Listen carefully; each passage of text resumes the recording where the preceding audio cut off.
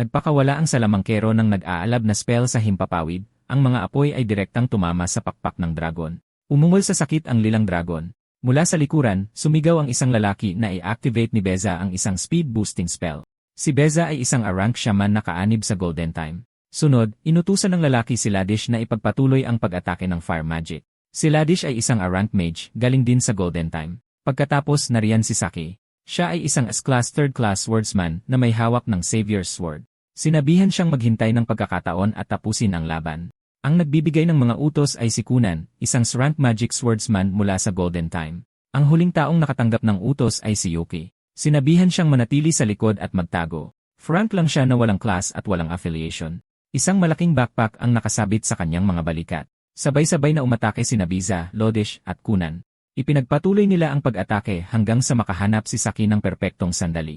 Nag-activate siya ng isang skill. Tinawag itong Luminous Slash. Sa isang iglap, tinamaan ang dragon sa iba't ibang bahagi ng katawan nito. Nagpakawala ng huling ungol ang dragon bago bumagsak sa lupa. Namanghang pinanood ni Yuki ang mga rank na mandirigma. Gaya ng inaasahan sa kanila, madali nilang napatumba ang isang dragon. Ilang dekada na ang lumipas mula nang lumitaw sa kanilang mundo ang sakunang kilala bilang Dungeons, kasama ang mga adventurer na humamon sa mga ito. Kahit na, bigo pa rin ang sangkatauhan na tuluyang malinis ang dumaraming bilang ng mga dungsyon. Dahil dito, ang mga napabayaan at hindi natuklasang dungeon ay madalas magdulot ng dungeon breaks na naging isang seryosong problema sa lipunan. Ang mas malala pa, maraming adventurer ang nanghuhuli lang ng mga halimaw para sa pera at tumatangging linisin ang mga dungeon mismo. Iilan lang na mga bayani ang tunay na nakakaunawa sa panganib at namuno sa mga party na tulad nito para itulak ang tuluyang pagkumpleto. Bigla may pumalo sa backpack ni Yuki.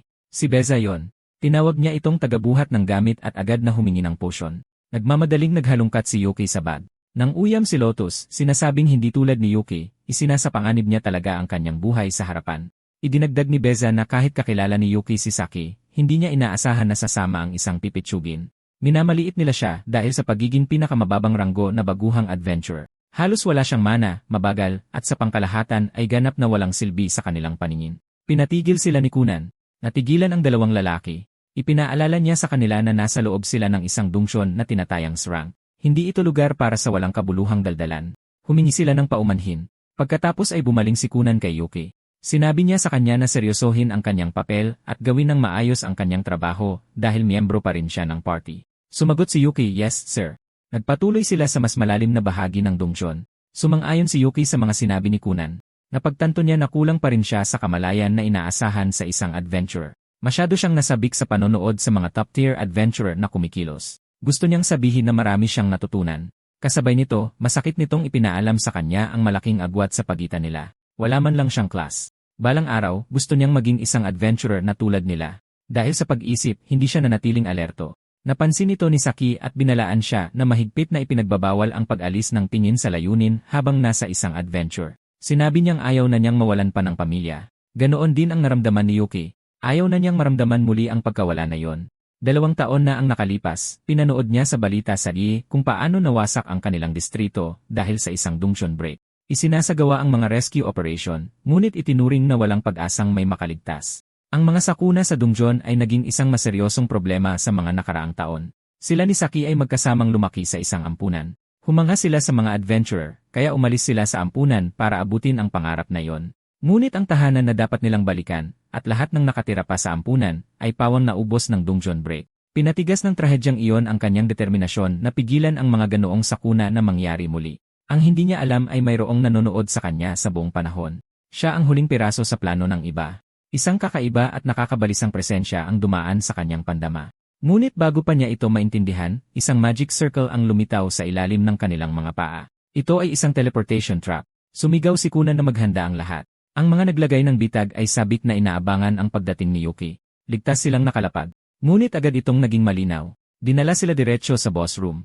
Agad na tumugon si Kunan, inutusan ang lahat na bumuo ng bilog at i-secure ang paligid. Sinabihan din niya si Yuki na ihanda ang return item. May naramdamang mali si Saki. Isang lawa ng dugo sa sahig ang nagsimulang kumulo, at isang figura ang dahan-dahang lumitaw mula rito. Ito ay isang lalaking nakasuot ng uniforme ng isang butler. Agad nilang inakala na siya ang Demon King. Ang titulong Demon King ay para lamang sa mga class dungeon boss, ang pinakamasama at pinakapanganib na mga nilalang sa lahat. Ngunit ang lalaki sa harap nila ay tila na-offend sa tawag na yon. Umatake si Saki. Gumawa si Kunan ng isang ice javelin. Naghanda siyang ibuhos ito sa kalaban habang lumalapit si Saki. Sa tamang distansya, pinakawalan niya ang luminous slash. Walang kahirap-hirap na sinangga ng lalaki ang bawat atake, sinasabing ang mga kabataan ngayon ay walang modo. Idinagdag niya na sila ay mga ignorante rin. Mas maraming figura ang lumitaw, mga maid, isang elf, isang beskin, at iba pa. Napatalsik si Kunan. Isang babaeng may matutulis na tainga ng elf ang umatake gamit ang mahika, na nagkomentong may mga hindi kinakailangang ekstra na sumama sa kanilang target. Bigla na lang, lumitaw ang halimaw na ito sa harap ni Beza. Sinipa ng beskin si Beza sa gilid. Natigilan sa gulat si Lotus. Bago pa siya makakilos, isang lalaking nakasuot ng sombrero ng salamangkero ang lumitaw sa likuran niya. Bigla, isa pang magic circle ang nabuo sa sahig, at isang kalmadong boses ang nagsabi na hindi ito oras para sa laro. May lumabas. Nakita ng lahat ang pagdating ng tunay na Demon King. Ang kanyang presensya pa lang ay nagdudulot na ng napakalakas na pressure. Natulala si Yuki sa tanawing nasa harap niya. Nagpakawala ang Demon King ng nakakatakot na enerhiya at itinuon ang kanyang tingin kay Yuki. Agad na lumuhod ang kanyang mga nasasakupan. Pumila sila sa harap niya ng may lubos na pagsunod. Alam ito ni Kunan. Ilang sandali na lang ay mauubos na sila. Desperado siyang naghanap ng butas, anumang pagkakataon para mabuhay. Nakakasakal sa tensyon ang paligid. Napagtanto rin ni Yuki ang parehong bagay, at tumanggi siyang hayaan itong magtapos ng ganito. Mabilis niyang hinalungkat ang kanyang backpack. Alam na alam niya ang gagawin. May kinuha siyang item at pinindot ang buton. Isang magic circle ang lumitaw. Sinimulan niya ang return sequence. Nang magsimula ang countdown sa 5, humakbang siya pasulong. Sinadya niyang kunin ang atensyon ng Demon King at idineklara na siya ang magiging kalaban nito. Mukhang naintriga ang Demon King. Nataranta si Lodish. Kung hahakbang pa si Yuki, malalampasan niya ang sakop ng return. Sumugod si Saki, pero hinawakan siya ni Kunan at tumakbo pa atras. Naintindihan niya ang ginagawa ni Yuki. Umatras ang countdown sa 3. Malayo na ngayon sina Kunan at Saki kay Yuki. Nagpumiglas si Saki, hinihiling na malaman kung ano ang kanyang ginagawa. Lumingon si Yuki at kinumpirma ang distansya. Ang lahat ay naayon sa plano. Dahil naintindihan ni Kunan, sumugod ang Biskin kay Yuki. Tinanong siya ng Demon King kung ano ang kanyang binabalak. Bumagsak sa 2 ang countdown. Ngumisi si Yuki at sumagot na halata naman. Inihagis niya ang magic item. Bumagsak sa 1 ang countdown. Nagpigil ng hininga ang lahat, naghihintay kung ano ang mangyayari. Idineklara ni Yuki na tatalunin niya ang Demon King. Nasalo ni Kunan ang item at pinuri siya sa kanyang napakagandang desisyon. Naging 0 ang countdown. Nagliwanag ng husto ang magic circle sa ilalim ng mga adventurer. Sumigaw si Saki sa pangalan ni Yuki sa pagkadismaya dahil lahat sila ay maililipat palabas maliban sa kanya. Naramdaman ni Yuki ang kapayapaan sa kanyang desisyon habang sumisigaw si Saki. At ganoon na lang nawala na sila. Tinanong ng Demon King kung iyon ba ang kanyang paraan para talunin siya. Buong kumpiyansang sumagot si Yuki nang iniligtas niya ang lahat ng matataas na ranggong adventurer na hindi katulad niya. Kung makakabalik silang buhay, tiyak na malulupig nila ang Dungshon balang araw. Gayunpaman, nakonsensya siya sa pag-iwan kay Saki. Humanga ang Demon King na isinakripisyo ni Yuki ang sariling buhay para sa kinabukasan ng sangkatauhan. Sinabi niya na ang ganitong kabaliwan ay tunay na kamangha-mangha. Pagkatapos ay nag-alok siya sa tao ng isang kasunduan. Hindi iyon inaasahan ni Yuki at hiniling na linawin ito. Sinabi ng Demon King na tama ang kanyang narinig. Gusto niyang sumama si Yuki sa kanila at tumulong na sakupin ang mga Dungshon. Nagulat si Yuki. Mga halimaw na nililinis ang mga Dungshon. Tinanong niya kung bakit nila gagawin ang ganoong bagay. Ipinaliwanag ng Demon King na ang kanyang lahi ay palaging nalalagay sa panganib dahil sa pananakop ng mga tao. Sumagot si Yuki na nabubuhay rin ang mga tao sa ilalim ng parehong banta. Itinuro ng Demon King na kung titigil lang ang mga tao sa pagpasok sa mga Dungshon, wala nang dahilan ang mga halimaw para saktan sila. Ang Dungshon na yon ay na-classify bilang low rank mula pa sa simula. Itinuturing itong nakamamatay kahit sa yugto pa lang ng investigasyon. Para maiwasan ang karagdagang pagkalugi, kailangang palakasin ang Dungshon mismo.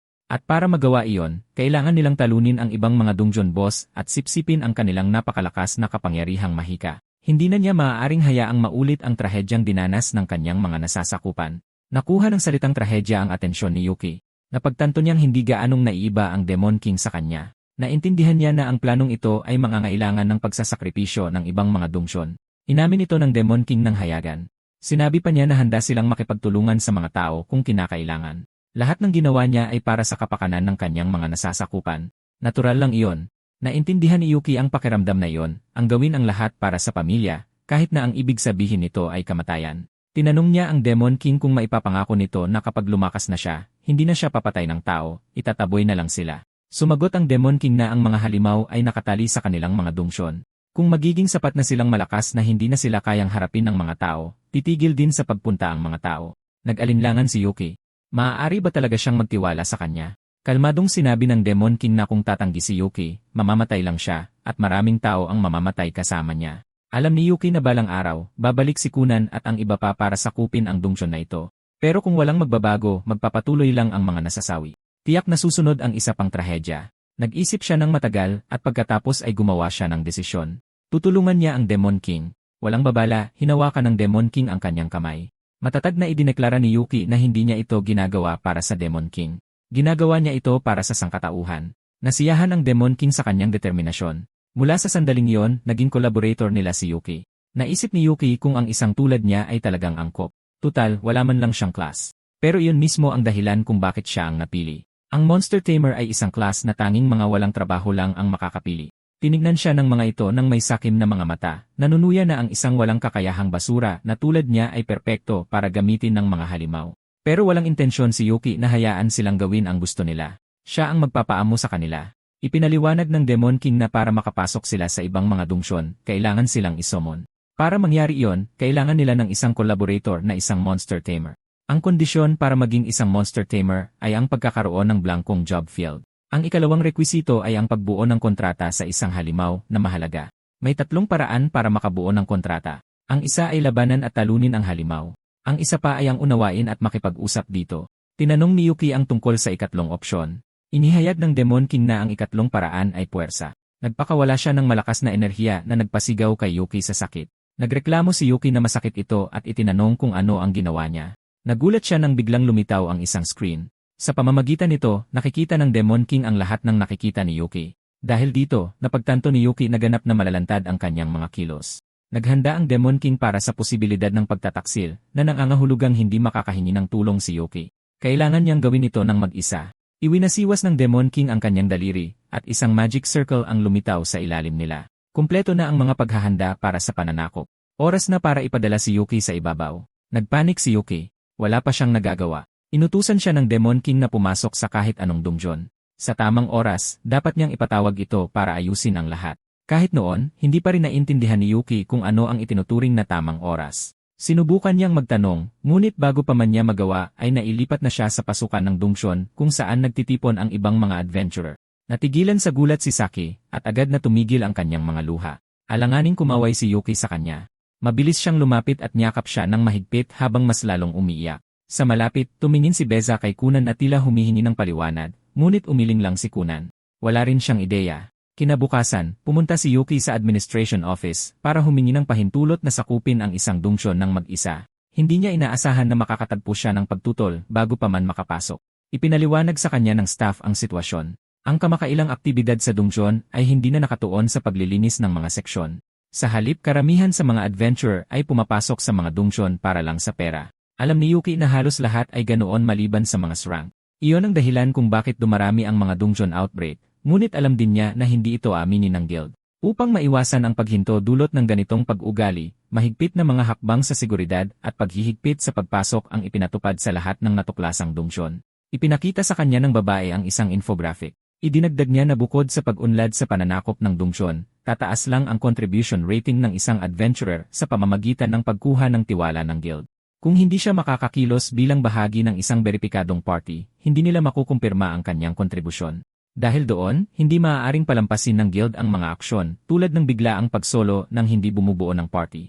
Naintindihan ni Yuki, kung talagang balak ng isang tao na tapusin ang isang dungsyon, walang dahilan para mag-isa. Ang mga solo diver ay karaniwang mga desperadong tao na naghahabol ng pera, umaasa sa isang malaking swerte. Ipinaliwanag niya na humihiling siya ng isang frank dungsyon at ang layunin niya ay mag-level up lang. Tumango ang babae bilang pag-unawa. Itinalaga siya sa isang frank dungsyon, ang Labyrinth of Silence. Kakaunti lang ang mga ulat tungkol sa mga halimaw dito, kaya't bagay ito para sa mga baguhan. Giniyahan siya doon at binuksan ng staff ang gate. Sinabi niyang tumuloy na siya. Mayroong emergency button na maaari niyang pindutin kung kailangan niya ng tulong. Naalala ni Yuki na sinabi nitong mahigpit ang seguridad, ngunit hindi naman ito mukhang sobra. Gayunpaman may katuturan ito. Isa itong napabayaang dungsyon. Biglang nagtanong ang Demon King kung ano ang isang napabayaang dungsyon. Halos mapatalon si Yuki. Hindi niya inaasahan na direktang magsasalita ang boses sa kanyang isipan. Itinanong niya kung iyon ba ang skill ng Demon King.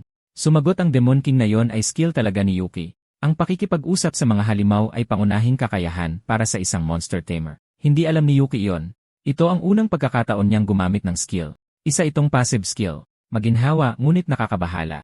Habang bumababa siya sa hagdanan ng dungeon, ipinaliwanag ni Yuki na ang isang napabayaang dungeon ay isa na kulang sa pamamahala, pagpapanatili, at pananakop. Napakaraming dungeon para sa tamang pagtugon. Kung ang isang dungeon ay mayaman sa mga yaman, dudumugin ito ng mga adventurer para sa kita, at ipapatupad ang mga tamang hakbang. Binuod ito ng Demon King ng simple. Ang dungeon ay inabandona na ng mga tao. Inaasahan niyang payapang nagpaparami ang mga halimaw sa loob. Idinagdag ni Yuki na kung lumampas sa limitasyon ng dungeon ang pagdami ng mga halimaw, maaari itong gumuho. Napansin niyang napakakaunti ng mga halimaw sa loob. Ngunit kahit para sa isang mahinang dungeon, may kakaiba siyang naramdaman. Biglang yumanig ang lupa habang may sumigaw sa kanya na tumakbo. Isang lalaki at babae ang dumaan sa kanya, tumatakas sa takot, mula sa dungeon boss. Gulat na napatingin si Yuki sa napakalaking slime sa likuran nila. Agad na naunawaan ng Demon King. Dahil sa kakaunting tao na pumapasok sa dungeon, nagsimulang magkainan ang mga halimaw. Iyon ang dahilan kung bakit napakakaunti na lang ng mga halimaw, at kung bakit napakalaki ng nilalang na yon. Giniyahan sila ni Yuki patungo sa isang eskinita, ngunit mabilis silang inaabutan ng slime. Kahit na malapit na sila, nagsimula nang mawalan ng pag-asa ang babae. Nanghihina na ang kanyang lakas. Natisod siya at nahuli. Nilamon ang kanyang katawan, na trap sa loob ng slime. Tinanong ni Yuki ang Demon King na si Lieber kung maililigtas niya ang babae kapag naipatawag na siya. Sumagot si Lieber na imposible yon. Ang aftershock pa lang ng pagtawag ay pasasabugin na ang slime kasama ang lahat ng nasa loob nito. Hindi iyon maganda.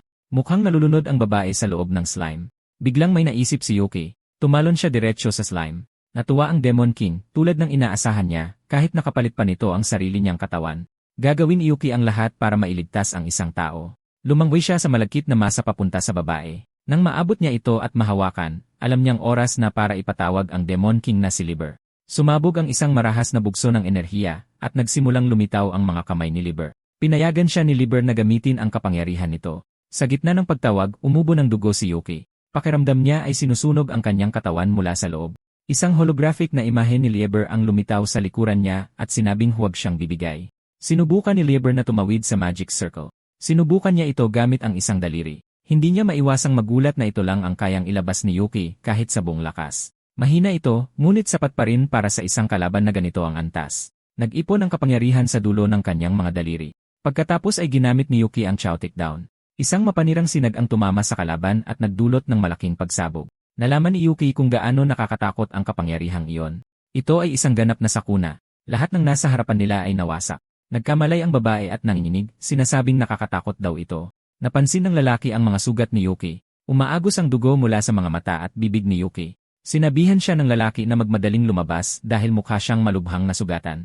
Noon lang napagtanto ni Yuki kung gaano kalala ang kanyang kalagayan. Nanlabo ang kanyang paningin at bumagsak siya ng padapa sa lupa.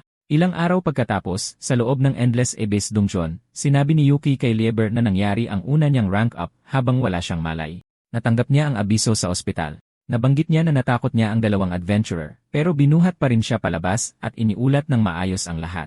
Tinanong ni Lieber kung bakit siya mukhang malungkot at inanyayahan siyang makipag-toast na lang. Hindi na intindihan ni Yuki kung bakit. Ang tanging ginawa niya ay isumon siya. Nadismaya siya nang mapagtanto niyang ang pagsumon lang ang tanging naiambag niya. Binigyang diin ni Lieber na hindi tinalikuran ni Yuki ang buhay sa harap niya sa sandaling iyon. Sa halip, sinunggaban niya ang ibang posibilidad ng walang pag-aalinlangan.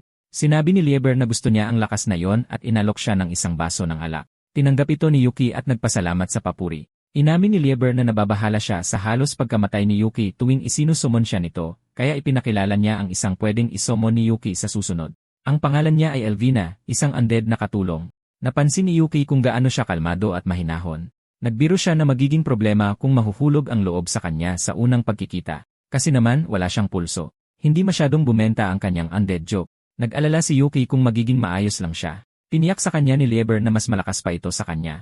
Sinabi ni Elvina na gusto niyang maging isang relatable at madaling lapitang katulong. Nagpasya silang mag-focus muna sa pagpapataas ng level ni Yuki. Kailangan niyang lumakas ng sapat para makayanan ang maayos na pagsumon kay Lieber. Di nagtagal, ilang nag-aapoy na nilalang ang lumapit sa kanila. Sinuntok lang sila ni Elvina. Lahat ng banta ay agad na natanggal. Nalaman ni Yuki kung gaano siya kalakas. Nasa loob sila ng isang E-rank dungeon, ang lungga ng mga nag-aapoy. Umikot-ikot si Elvina sa paligid niya habang buong pagmamalaking ipinapahayag na isa siyang magaling na katulong. Naalala ni Yuki ang isang bata mula sa ampunan na dati ay humihingi rin ng atensyon sa parehong paraan. Lagi siyang nakikipaglaro sa kanya. Hindi nagtagal ang nostalgia. Isang baha ng mga abiso ng level up ang lumitaw, halos ikabaliw niya. Nagulat si Elvina na nakakainis pala para sa kanya ang pag-level up. Naisip niya kung iyon ba ay isang uri ng kakaibang biro. Nakarating sila sa mas madilim na bahagi ng dungeon. Napansin ni Yuki na mas matagal niyang mapanatili ang summon ni Elvina kaysa kay Leber. Ipinaliwanag niya na masyadong espesyal si Leber. Napakalaki ng mana na kailangan para isumon siya, kaya malamang na naputol ang summoning sa kalagitnaan. Alam ni Yuki na totoo iyon. Nagawa niya lang isumon ang mga dulo ng daliri ni Leber. Kaya naman, kung ikukumpara, mas abot kaya siya. Isang taong madaling masustentuhan ng mana ni Yuki. Sumagot si Yuki na maaasahan siya. Dahil doon, namula siya. Nalaman ni Yuki na ang pagsumon ay hindi lang tungkol sa purong lakas. Mahalaga rin ang efficiency. Nakarating sila sa isang selyadong pinto. Nagtaka si Yuki kung paano sila makakapasok sa loob. Inunat ni Elvina ang kanyang mga braso. Sinuntok niya ito. Nabasag ang pinto. Kaswal niyang sinabi na kumakatok lang siya. Isang mandirigma ang naghihintay sa kabilang panig. Sumugod si Elvina. Ang mandirigma ay may hawak na nag-aapoy na espada. Ngunit may napansin si Yuki na kakaiba sa apoy. Nagbato siya ng isang punyal. Nailihis nito ang talim bago pa man tumama kay Elvina. Gayunpaman, isang bakas ng apoy ang dumaplis sa kanyang pisngi na nagdulot ng pagkalat ng mga bitak sa kanyang balat. Tinanong ni Yuki kung ayos lang siya. Tinanong niya kung kailan niya napansin ang apoy na may banal na katangian. Sumagot siya na mukha lang itong iba sa mga apoy sa buong dungeon. Kapareho nito ang liwanag na ginagamit ni Saki. Ipinaliwanag ni Elvina na ang banal na apoy ay likas na kalaban ng mga undead. Nagbiro siya na pinapabilis nito ang tibok ng puso niya kahit na tumigil na ito. Sinabihan siya ni Yuki na hindi ito oras para magbiro at hinimok siyang umatras. Ngunit inactivate ng mandirigma ang isang Fire Circle Sanctuary. Nalaman ni Elvina na ang dungeon boss ay katulad ni Leber. Hindi nito sila hahayaang makatakas. Pinag-isipan ni Yuki na isumon si Leber, ngunit pinigilan siya ni Elvina. Sa kanyang kasalukuyang lakas, siya lang ang kaya niyang isumon. Wala silang pagpipilian kundi harapin ito ng magkasama.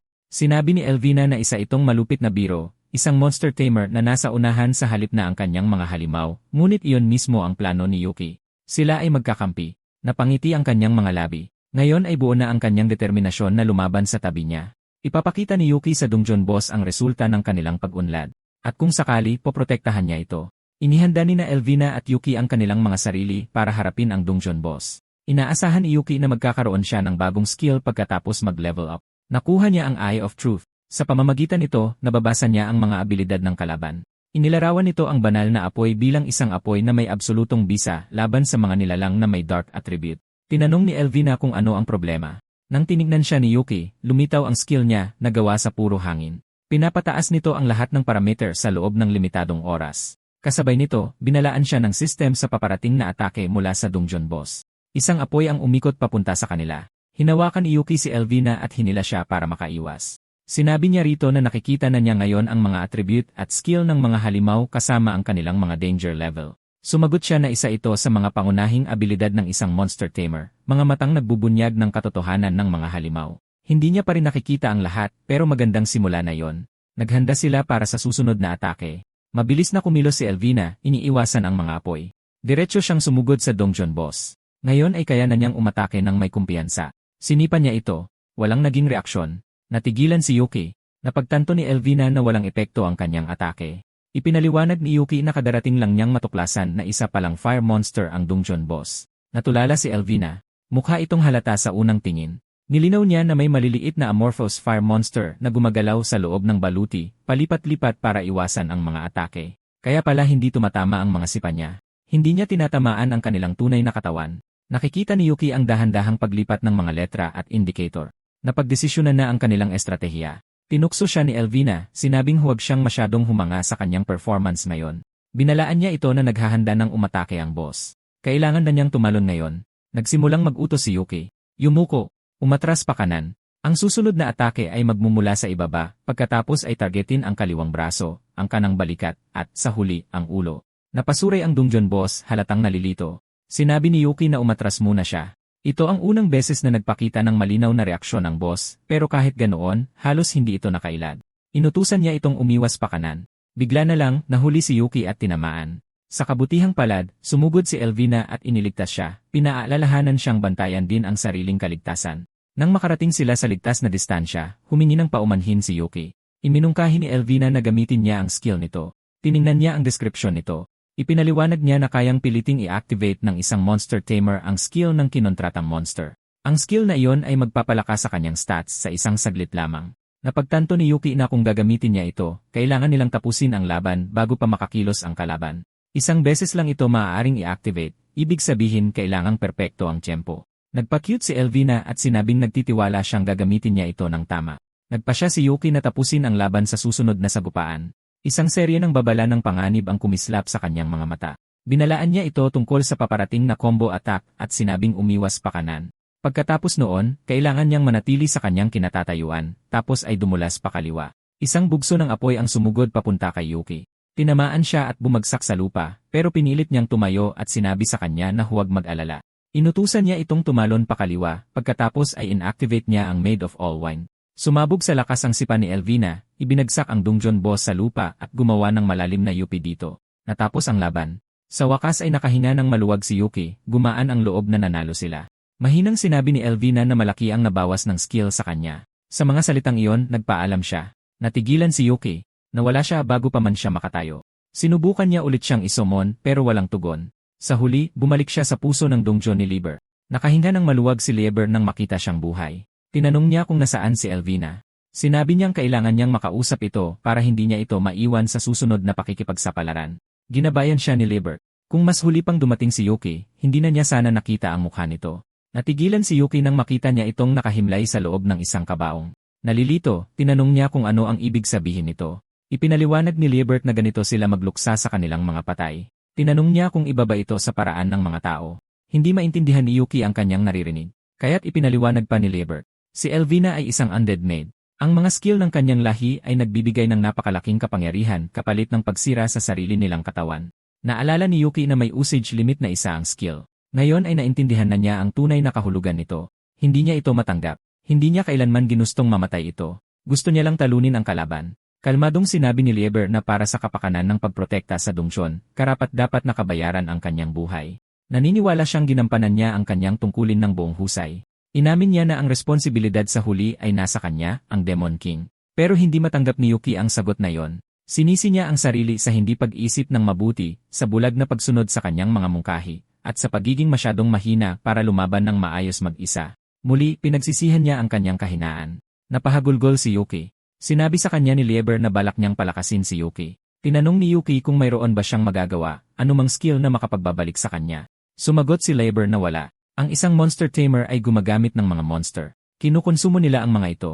Hindi nila ito inaayos. Tumanggi si Yuking tanggapin yon. Pagkatapos ay may dumating at sinabihan si Lieber na huwag maging malupit. Si May iyon. Sinabi niyang mayroon ng napagkasunduan tungkol sa usaping ito. Pero hindi isinama ang bata sa desisyong iyon, kaya hindi pa ito talagang napag-uusapan. Nakilala siya ni Yuki bilang isa sa mga executive at ginamit ang Eye of Truth. Magalang siyang nagpakilala habang binabasa niya ang impormasyon nito. Taglay niya ang parehong banal at demonyong katangian, ang skill na Made in Order, at Resurrection from Corpse. Napigil ang kanyang hininga. Ngumiti siya at tinanong kung gusto niyang malaman kung paano ibabalik si Elvina. Naramdaman ni Yuki ang pag-usbong ng pag-asa nang marinig na maaaring buhayin muli si Elvina. Alam niyang posible yon gamit ang skill ni May. Nagulat si May na nakikita niya ang mga skill nito. Dahil doon, hindi na masyadong kailangan ng paliwanag. Nilinaw ni Yuki na ang tanging nakikita lang niya ay ang epekto ng skill at ang katotohanang may mga kondisyon itong kaakibat. May katuturan iyon. Kagigising lang ng skill niya, kaya natural lang na limitado ang pagkaunawa niya. Hiningi niya kay May na ipaliwanag ito ng maayos. Formal na nagpakilala si May. Responsable siya sa pangangasiwa sa lahat sa loob ng dungsyon, pamamahala sa mga gawain, pag-aalaga sa mga nakatira dito, at pagbibigay ng suporta. Nakuha ng salitang backup ang atensyon ni Yuki, kaya ipinaliwanag pa niya ito. Dahil palaging nilulusob ng mga tao ang dungsyon para patayin sila, nagsisilbi siyang insurance. Kahit may mamatay, kaya niya silang buhayin muli at pigilan ang pagguho ng dungsyon. Nang marinig iyon ni Yuki, iginiit niyang buhayin muli si Elvina kaagad. Kalmadong ipinaalala sa kanya ni May na may mga kondisyon. Una, kumokonsumo ang skill ng napakaraming magic. Ito ay lubhang hindi mahusay. Halimbawa, kung pinatay niya si Yuki at pagkatapos ay binuhay siyang muli, ang gastos ay katumbas ng magic na kailangan para makabuo ng isang buong palapag ng dungsyon. Para sa isang tao, iyon pa lang ay sobra-sobra na. Para kay Elvina, mas marami pa ang kakailanganin. Ipinaliwanag niya na ang paggamit ng skill ay magiging sanhi ng matinding pagliit ng dungsyon. Naintindihan agad ni Yuki. Ang isang mas maliit na dungsyon ay magiging mas madali para sa mga tao na masakop. Kinumpirma niya ito at idinagdag na kahit ang executive na sisyon ay mahigpit na tumututol dito. Ang pagpapaliit ng dungsyon ay hahantong lamang sa mas maraming pagkamatay. Iminungkahi ni Yuki na dahan-dahang mag-ipon ng hindi nagagamit na magic sa paglipas ng panahon. Kung may sapat na oras, baka makatipon sila ng sapat para sa isang muling pagkabuhay. Ngunit hindi rin yon gagana. Ang pangalawang kondisyon ay nangangailangan ng natitirang magic ng individual. Nariyan pa rin ang magic ni Elvina, ngunit tuluyan itong maglalaho sa loob ng 10 araw. Iyon ang dahilan kung bakit kailangan nilang kumuha ng magic mula sa ibang pinagmulan ng agaran. Kinumpirma ni May ang kanyang konklusyon. Iyon ang dahilan kung bakit nila siya ipinadala upang sakupin ang isang bahagyang mas malaking dungsyon. Ngayon, sa wakas ay naintindihan na ni Yuki ang tunay na layunin ng pagsakop sa mga dungsyon. Sa pamamagitan ng pagnanakaw ng magic mula sa ibang mga dungsyon, maaaring gamitin ang resurrection skill ni May nang walang limitasyon. Iyon ay tiyak na isa sa kanilang mga layunin. Gayunpaman, ang mga dungsyon na nakaharap ni Yuki sa ngayon ay hindi pa sapat.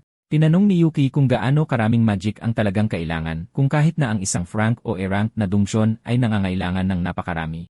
Inamin ni May na hindi niya naiintindihan ang mga sistema ng pag-rank ng tao, ngunit ibinahagi niya na nang iminungkahi niyang puntiryahin ang isang tunay na malaking dungsyon, itinuring ito ng lahat na pagpapakamatay. Hindi nila maaaring isugal na malantad sa panganib ang pinakasentro ng kanilang mahalagang plano, ang mismong bagay na isinakripisyo ni Elvina ang kanyang buhay para protektahan. Nagboluntaryo si Yuki. Agad na tinawag itong padalos-dalos ni Lieber. Tinanong niya kung may plano ba si Yuki dahil parehong si Yuki at ang sinumang bagong halimaw ay malamang na magkakaroon ng parehong kapalaran ni Elvina. Inamin ni Yuki na hindi pa niya alam kung paano ito sasakupin o kung paano lalakas. Pero kung ito lang ang tanging paraan, wala siyang pagpipilian anuman ang mangyari. Alam niyang iyon ang dahilan kung bakit nakipagkontrata sa kanya si Lieber sa simula pa lang. Tinanggap ni Lieber ang sagot na iyon. Tatanggi na sana siya nang may tumikhim. Humarap ang butler at nag-alok na sanayin si Yuki. Nakilala siya agad ni Yuki. Ito ang lalaking nakalaban ni Saki. Ikinatuwa ni Mei na makitang sinusuportahan ni Viento ang plano. Nang atwiran si Viento na sa kasalukuyang lakas ni Yuki, hindi maiiwasan ang panganib at sakripisyo saan man siya magpunta. Naintindihan ni Lieber. Ipinagkatiwala niya si Yuki kay Viento sa susunod na 7 araw. Inutusan niya si Yuki na sumunod sa kanya. Nagtiwala rin si Yuki sa kanya. Sinabi ni Mei na sa wakas ay makakapagpahinga na siya dahil napakalakas ni Viento, ngunit iginiit ni Lieber na samahan niya sila kaagad. Dahil sa katotohanang tinutulan ni Viento ang paggamit ng tao, hanggang sa huli, may posibilidad na patayin niya lang si Yuki. Kinilala ni Mei na ito ay isang makatwirang alalahanin. Pumasok sina Viento at Yuki sa isang magic circle. Nang imulat ni Yuki ang kanyang mga mata, nagulat siyang malaman na nasa loob pa rin sila ng dungsyon. Ipinaliwanag ni Viento na ito ay isa pang aspeto ng kapangyarihan ng Demon King. Bawat executive ay binigyan ng personal na palapag ng dungsyon para gamitin. Si Yuki ang kauna-unahang tao na nakakita sa palapag ng isang executive. Sinabi ni Viento na ituring niya itong isang karangalan. Nang makita ang laki ng dungyon at ang bilang ng mga palapag nito, napagtanto ni Yuki kung gaano talaga kahuling opsyon ang muling pagkabuhay. Tinanong niya si Viento kung makakatulong ba ang pagsasanay niya para mag-level up siya. Ipinaliwanag ni Viento na para sa mga tao, ang pag-level up ay nangangahulugang pagwasak sa magic ng iba, mga halimaw, o buong dungsyon, at isinasama ito sa kanilang sarili. Sa madaling salita, sinisira ng mga adventurer ang mga dungsyon sa pamamagitan lamang ng pakikipaglaban sa loob nito. Kinuha nila ang magic para sa kanilang sarili. Nakipagkontrata si Yuki sa Demon King. Kahit na magkakaiba ang katawan ng mga executive, lahat sila ay nagbabahagi ng magic ng dungsyon ni Lieber. Dahil doon, imposible ang karaniwang pag-level up. Napagtanto ni Yuki na ito ay isa pang dahilan kung bakit siya ipinadala ni Lieber sa ibang mga dungsyon sa kabila ng mga panganib. Tinanong niya si Viento kung paano niya planong sanayin siya. Inihagis ni Viento ang isang espada sa kanya. Instinktibong nasalo ito ni Yuki at naintindihan.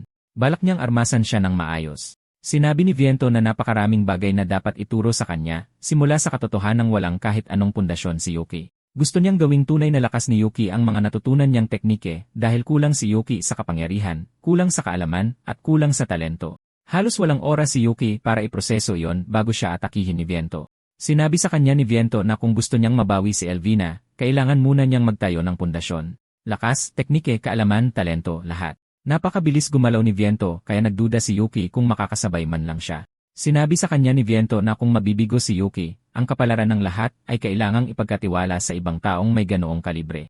Naramdaman ni Yuki ang layuning pumatay, pagkatapos ay napagtanto niyang hindi ito eksakto iyon. Nilinaw ni Viento na hindi siya gagawa ng ganoong paghatol ng basta-basta para sa kapakanan ng dungsyon at ni Lord Lieber. Naintindihan ni Yuki noon. Para kay Viento, hindi mahalaga kung mamatay ang isang tulad niya. Binigyan siya ni Viento ng isang kondisyon, mabuhay sa loob ng 3 oras. Para tunay na maging sa iyo ang isang espada, walang hihigit sa pagtayo sa bingit ng kamatayan. Nagbanggaan ang kanilang mga talim. Nangako si Yuki na titiisin ang mismong impyerno at ibabalik siya sa buhay.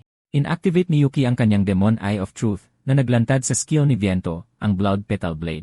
Bawat isang tama ay nakamamatay. Napakalaki ng agwat sa pagitan nila kaya hindi man lang makita ni Yuki ang daan palabas. Kung hindi niya kayang harangin ang atake, wala siyang pagpipilian kundi ang pumunta sa kung saan, sa lugar na hindi man lang niya makikita kung saan magmumula ang panganib. Tinanong ni Viento kung iyon na ba talaga ang nag-iisang skill na magagamit ni Yuki, pagkatapos ay umatake siyang muli. Bahagyang dumapli sa mukha ni Yuki ang talim, nag-iwan ng mababaw na hiwa. Ipinagpatuloy ni Viento ang kanyang pag-atake, ngunit nagawa ni Yuki na iwasan ang bawat tama. Napansin ito agad ni Viento at kinilala na kahit papaano ay kaya ni Yuki na umiwas. Gayunpaman, ang mga kilos ni Yuki ay puno ng mga hindi kinakailangang galaw. Iyon mismo ang dahilan, itinuro ni Viento. Ang mga kontra-atake ni Yuki ay napakadaling napipigilan. Ganap na nalulula si Yuki. Alam ni Viento na hindi man lang siya makakuha ng pagkakataong huminga. Mas malala pa, mabagal ang kanyang pagpapasya. Kung iisipin lang niya ang susunod niyang galaw pagkatapos masangga, para na rin siyang nagpapapatay. Tumalon pababa si Viento gamit ang kanyang espada at humampas ng malakas. Halos hindi ito nasangga ni Yuki, nagtilamsikan ang mga kislap sa pagtama habang napagtanto niya kung gaano kapanganib ang hampas. Sinubukan ni Yuki na isipin ang kanyang susunod na galaw. Iwinasiwas niya ang kanyang sandata at itinuloy ang pag-atake. Kalmadong sinangga ito ni Viento, pinigilan ang atake ng walang gaanong pagsisikap. Sinabi niya kay Yuki na walang mababago sa pagpilit sa pag-atake. Pagkatapos, pinatalsik siya ni Viento sa isang hampas lamang. Tumilamsik ang mga patak ng dugo sa sahig. Gayunpaman, nagawang putulin ni Yuki ang maliit na bahagi ng panali sa buhok ni Viento. Napansin ito ni Viento. Bumuti na ang mga galaw ni Yuki. Sinabi ni Yuki na nakikita niya ang mga galaw ni Viento, ang paraan ng pagwasiwas nito ng espada, at ang pinakamabisang paraan para masangga ito. Kaya hindi lang pala ito tungkol sa stats. Gamit ang kanyang mga mata, nauunawaan ni Yuki kung paano igalaw ng isang halimaw ang katawan nito. Humanga si Viento na hindi lang basta nakatitig si Yuki, ngunit hindi pa rin ito sapat. Una sa lahat, magkaiba ang kanilang pangangatawan. Magkaiba ang kanilang galing sa espada. At higit sa lahat, malayong-malayo ang agwat ng kanilang karanasan. Alam ni Yuki na nasa napakasamang sitwasyon siya. Bugbog ang kanyang mga braso at binti. Napuno ng mga danger marker ang kanyang paningin. At hindi pa rin gumagamit ng mana si Viento. Ito ay purong husay lamang sa espada. Umaasa pa rin si Yuki na makakahabol siya. Humanga si Viento na napanatili ni Yuki ang di matitinag na espiritu pagkatapos ng lahat ng iyon. Nagtaka siya kung ito ba ay simpleng kapusukan lang o higit pa, kaya nagpa siya siyang subukan ito. Nagpakawala siya ng isang masamang kapangyarihan. Biglang bumaha ng mga danger marker sa paningin ni Yuki. Wala siyang makita. Kung magpapatuloy ito, mamamatay siya. Kung hindi niya ito malalampasan, wala siyang kinabukasan. Nagpa siya si Yuki na hindi na niya kailangan ang impormasyon tungkol sa panganib. Ang pinakakailangan niya ay impormasyon tungkol sa skill ni Viento. Kailangan niyang baguhin ang kanyang pananaw. Para na rin naman siyang patay. Hindi niya gusto ang impormasyon na para lang sa kanyang kaligtasan. Ginawang mga talim ni Viento ang dugo, nagpakawala ng sunod-sunod na hiwa patungo sa kanyang target. Doon nag-focus si Yuki. Nagbanggaan ang kanilang mga atake, na nagpakawala ng isang marahas na bugso ng enerhiya. Pinatalsik ng shockwave ang mga bato at mga labi sa lahat ng direksyon. Hindi nakapagsalita si Viento. Isang mababaw na hiwa ang lumitaw sa kanyang pisngi. Tumingin siya pababa kay Yuki, na walang malay na nakahandusay sa lupa. Sa pagtatapos ng laban, puno ng mga hiwa ang katawan ni Yuki. Ilang sandali pa, biglang nagising si Yuki. Naghihintay si Viento sa kanya sa paanan ng kama. Sinabi niya kay Yuki na sumunod agad. Bahagyang lito si Yuki. Naalala niyang kinuha niya ang skill ni Viento noong laban. Nagtanong siya kung anong nangyari sa kanyang mga sugat. Sumagot si Viento na ginamot ang mga ito ni Mei. Dahil hindi namatay si Yuki, hindi ito nangailangan ng maraming mana. Sa totoo lang, hindi inaasahan ni Viento na susubukan ni Yuki na nakawin ang kanyang teknike sa ganoong kritikal na sandali. Lalo lang siyang naging mausisa sa kung ano ang naghihintay sa kanya. Sa kabila nito, ngayon na magsisimula ang kanyang tunay na pagsasanay. Una, pumasok sila sa isang silid na puno ng mga halimaw. Natural lang na nagulat si Yuki. Marami ang kalaban, ngunit naniniwala si Viento na madali niya itong mahahawakan. Inilabas ni Yuki ang kanyang espada. Nagsisimula na siyang masanay sa ideya ng kamatayan. Ang sumunod na nangyari ay naguluhan si Yuki. Hindi niya maintindihan kung bakit siya inatasang magsilbi ng tsaa sa mga halimaw. Dagdag pa roon, nakasuot siya ng uniforme ng isang butler. Ipinaliwanag ni Viento na ang isang magaling na eskrimador ay walang sinasayang na kilos. Tindig, galaw ng paa, at kahit ang pinakamaliit na kilos ay dapat perpektong na-optimize. Iyon ang dahilan kung bakit kailangang matutunan ni Yuki na alisin ang lahat ng hindi kailangan. Ang trabaho ng isang butler ay hindi tumatanggap ng pagkakamali, pag-aalinlangan, o kahit bahagyang panginginig ng mga daliri. Dapat matutunang kontrolin ang buong katawan. Kasabay nito, dapat ding matutunan kung paano gamitin ng wasto ang kanyang mata. Nag-evolve ang mga skill depende sa kung paano ito ginagamit. Nagtipon ang mga halimaw mula sa iba't ibang lahi para sa tea party. Kailangang basahin mabuti ni Yuki ang bawat isa sa kanila at unawain kung ano ang kanilang gusto. Nagsimula si Yuki sa panonood at pagsasaulo sa bawat kilos ni Viento. Inobserbahan niya kung paano magbuhos ng tsaa si Viento at gampanan ang kanyang mga gawain. Ano man ang kanyang gawin, nanatiling kalmado at elegante si Viento kahit na may bitbit na salansan ng mga plato. Nang subukan ni Yuki ang parehong bagay, nanginginig ang kanyang mga kamay. Nakahulog pa siya ng plato na nabasag sa sahig. Doon niya napagtanto ang isang mahalagang bagay. Hindi sapat ang panonood at pagkatuto. Mas mahirap pala ang mismong pagsasagawa ng mga kilos gamit ang sariling katawan. Hindi siya makapaniwala kung gaano kasama ang panggagaya niya kay Viento. Iyon ay isang bagay na hindi niya napansin noong labanan. Dahil sa pagkakatantong iyon, naunawaan niyang hindi ubra ang simpleng panggagaya lang. Kailangan niyang idagdag ang sarili niyang interpretasyon. Nagsimula siyang mag-isip kung paano tunay na mapapagalaw ang kanyang buong katawan. Kinabukasan, nagsilbi siya sa isang nakakatakot na halimaw. Nagpakita ng interes ang nilalang kay Yuki dahil siya raw ang taong laging kausap ni Viento, kaya dapat ay malakas siya. Nilinaw ni Yuki na kasalukuyan pa siyang nagpapalakas. Nagboluntaryo ang halimaw na turuan siya ng leksyon at hinampas siya. Dahil kapos sa stamina si Yuki, inactivate niya ang kanyang mata. Gamit ito, sinubaybayan niya ang mga kilos ni Viento at ng mga halimaw sa paligid. Tinyempuhan niya ito, at isang suntok ang malinis na tumama sa panga ng halimaw. Sa ika-4 na araw, nagsilbi siya sa isang halimaw na mukhang butiki. Gamit ang kanyang mata, napansin niyang nilalamig ito. Nag-obserba siya, naghinuha, at kumilos ng naayon. Nilagyan niya ng kumot ang halimaw na mukhang butiki. Agad itong naging malapit sa kanya. Ang mga halimaw doon ay napakaiba-iba, malayong-malayo sa mga tao. Dahan-dahan, nagsimulang maintindihan ni Yuki kung bakit pinili ni Viento ang ganitong uri ng pagsasanay. Sa ika-6 na araw, ang kanyang bisita ay isang maliit at cute na paniki. Gutom ito. Buong kumpiyansang nagsilbi si Yuki para lang matuklasan na gusto nito ang kanyang dugo. Ang skill ng paniki ay pagsipsip ng dugo na nagpapahintulot ditong uminom ng dugo bilang pamalit sa pagkain. Sa ika-7 araw, ipinakita ni Yuki ang kanyang husay sa paghahain ng tsaa kay Viento mismo. Nagtanong siya kung kumusta ang ginawa niya. Binawasan ni Viento ng puntos ang lasa at pananalita, pero pumasa ang kanyang kilos. Ilang araw nang walang ginawa si Yuki kundi lumaban at dumalo sa mga tea party, at kahit paano, nalagpasan niya ang lahat ng iyon. Sa huling sandali, may biglang pumasok sa isip niya, pero itinama siya ni Viento. Sinabi niyang papunta pa lang si Yuki sa huling yugto. Ang yugtong iyon ay isang laban sa kanya. Inactivate ni Viento ang Blood Petal Blade. Agad na binunot ni Yuki ang kanyang espada. Humanga si Viento, kaya nang i-activate ni Yuki ang kanyang mata sa isang iglap. Minsan na niyang ginaya ang skill ng hindi sinasadya, pero ngayon ay hindi na sapat ang panggagaya. Kung hindi ito gagawing sarili ni Yuki, mamamatay siya. Hindi na kailangang sabihan si Yuki niyan. Ang kamatayan ay isang natural na resulta. Inactivate niya ang kanyang mata, at lumabas ang deskripsyon ng Blood Petal Blade. Ginagawang mga talim ng skill ang nakaimbak na dugo, at nagpapakawala ng paulit-ulit na hiwa sa target. Imposible ang normal na depensa. Maaari lang itong man-neutralize ng isang atake na kaparehong uri. Sa pagkakataong ito, mas detalyado itong nakikita ni Yuki. At ngayon, alam na rin niya kung paano gamitin ang kanyang katawan. Inactivate niya ang parehong skill, Blood Petal Blade, at nagbanggaan ang kanilang mga espada. Ngunit sa kanyang pagkagulat, nabasag ang espada ni Yuki. Isang hiwa ang bumuka sa kanyang tiyan, at bumuhos ang dugo. Nabigo si Viento. Naisip niya kung kinapos ba si Yuki ng isang hakbang lang. Nag-ipon ang dugo sa sahig. Nagsisi si Yuki. Hindi pa rin niya naililigtas si Elvina. Binalaan niya si Viento na huwag siyang limitahan. Kung hindi, magkakaproblema sila. Ginamit niya ang dugo sa sahig at inactivate ang sarili niyang bersyon ng Blood Petal Blade. Ginawa nitong napakaraming pinong talim ang nakaimbak na dugo na nagpakawala ng isang bagyo ng mga hiwa. Imposible ang normal na depensa. Maaari lang itong man-neutralize ng isang atake na kaparehong uri. Natigilan si Viento. Muling inimbento ni Yuki ang skill. Tumanggi si Yuki na sumuko pagkatapos mabigo ng isang beses.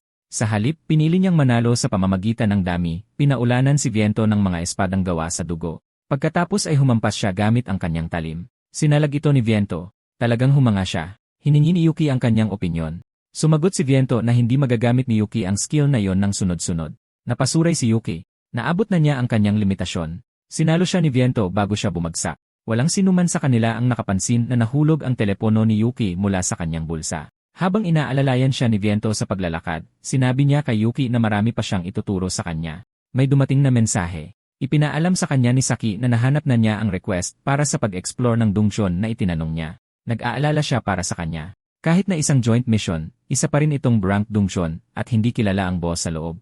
Ipinaalam ni Yuki kay Lieber na papasok siya sa isang Brank Dungeon. Halata kay Lieber na malaki na ang nakuha ni Yuki na kapangyarihan. Nagkomento si Viento na kahit medyo magaspang pa ang kilos ni Yuki, ang kanyang husay sa espada ay kapansin-pansing naging mas pino. Nagtataka si Lieber kung talagang makakapasok ang isang E-rank na tulad ni Yuki sa isang B-rank dungeon. Nilinaw ni Yuki na hindi niya ito tatapusin.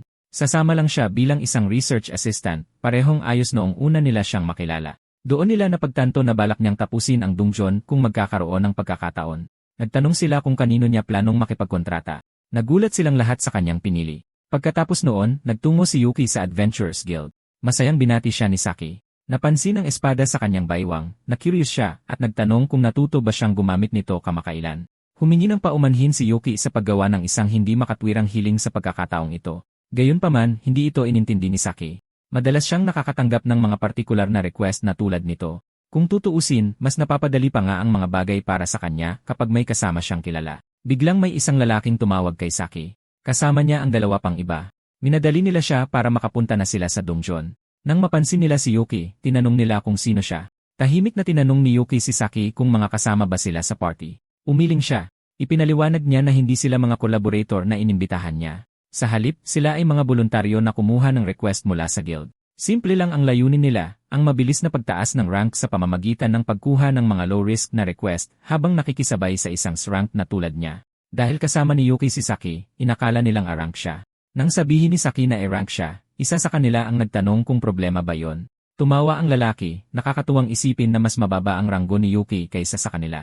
Dagdag pa niya, magiging pabigat lang ang isang E-rank. Sinasabing gumagawa sila ng pabor kay Saki, sinabihan niya itong iwanan ang talunang iyon at magsama na lang ng mga tunay na B-rank na miyembro. Hindi siya pinansin ni Saki at binanggit na 2 dungeon na ang natapos ni Yuki ng mag-isa. Nagbigay si Yuki ng isang malabong sagot, sinabing parang ganoon na nga. Hindi naniwala ang mga lalaki. Ang isang E-rank na tumatapos ng dungeon ng mag-isa ay hindi pa naririnig. Karaniwan, tumataas ang ranggo ng mga adventurer sa pamamagitan ng mga investigasyon o delivery request. Maliban na lang kung may naghahangad ng A-rank o mas mataas pa, hindi man lang sinusubukan ang pagtapos ng dungeon. Nainis ang leader ng grupo. Ang orihinal niyang plano ay manipulahin si Saki na tapusin ang mga dungeon para makisakay siya sa tagumpay nito diretsyo sa A-rank. Kung mayroon talagang nakatapos ng mga dungeon ng mag-isa, masisira nito ang kanyang tsansang mapansin. Ipinilit niya ulit ang usapin pero napuno na si Saki. Mariin niyang sinabi na kinuha siya para tumulong sa investigasyon, hindi para mag-clear. Pagkatapos ay ipinaliwanag niya ang kanilang kasalukuyang target. Tinatayang i-rank ang dungeon, na kilala bilang Cave of Cloistered Desire. Ang mga rank ng dungeon ay tinutukoy ng boss. Tinanong ni Yuki kung paano nila matatantya ang threat level ng boss nang hindi ito nakikita. Ipinaliwanag ni Saki na batay ito sa pagiging komplikado ng dungeon. Kung gaano kalakas ang boss, ganoon din kalaki at kakomplikado ang unang palapag. Ang mas malalakas na boss ay nangangahulugan din ng mas maraming palapag bago sila marating. Sa madaling salita, ang rank ay tinutukoy sa laki ng unang palapag at sa bilang ng mga palapag. Ayon sa mga tala, maliit lang ang dungeon at may makikitid na daanan. Dahil may 22 palapag, inuri ito bilang E-rank. Gayunpaman, kahit aling silid ang kanilang halughugin, hindi nila mahanap ang boss. Sa huli, ipinasa na kay Saki ang investigation request, bagamat inamin niyang hindi siya gaanong magaling sa ganitong uri ng trabaho. Biglang lumitaw ang isang dambuhalang halimaw na parang wood. Itinuro ito ng lalaking may buhok na blonde sa kanilang leader. Agad na sumigaw ang mayabang na leader na yon na huwag silang makialam. Biktima niya raw iyon. Hinati niya sa dalawa ang nilalang gamit ang kanyang palakol. Habang hawak ang isang kalahati ng bangkay, ipinagmayabang niya kay Saki na napatay niya ito nang walang kahirap-hirap. Naguluhan si Saki. Ang pagpatay sa mga halimaw ay hindi bahagi ng investigation request. Naisip ni Yuki na may sariling hirap ang pagiging isang larang. Ang lalaking iyon, si Gaido, ay lumingon kay Yuki at inasar siya, sinabing dapat may gawin naman ang urang. Habang patuloy siya sa pagdadaldal, biglang gumuho ang pader sa likuran niya. Isang dambuhalang halimaw na parang bato ang lumitaw. Isa itong golem. Sabay na kumilos si Saki at Yuki. Gin-activate niya ang luminous slash. Natigilan si Gaito, ni hindi niya nakita ang paggalaw nito. Sinabi ni Saki na hindi niya kailangan ng tulong sa laban. Gusto lang niyang mag-focus sila sa investigasyon at manatiling buhay. Pagkatapos ay humingi ng paumanhin si Yuki.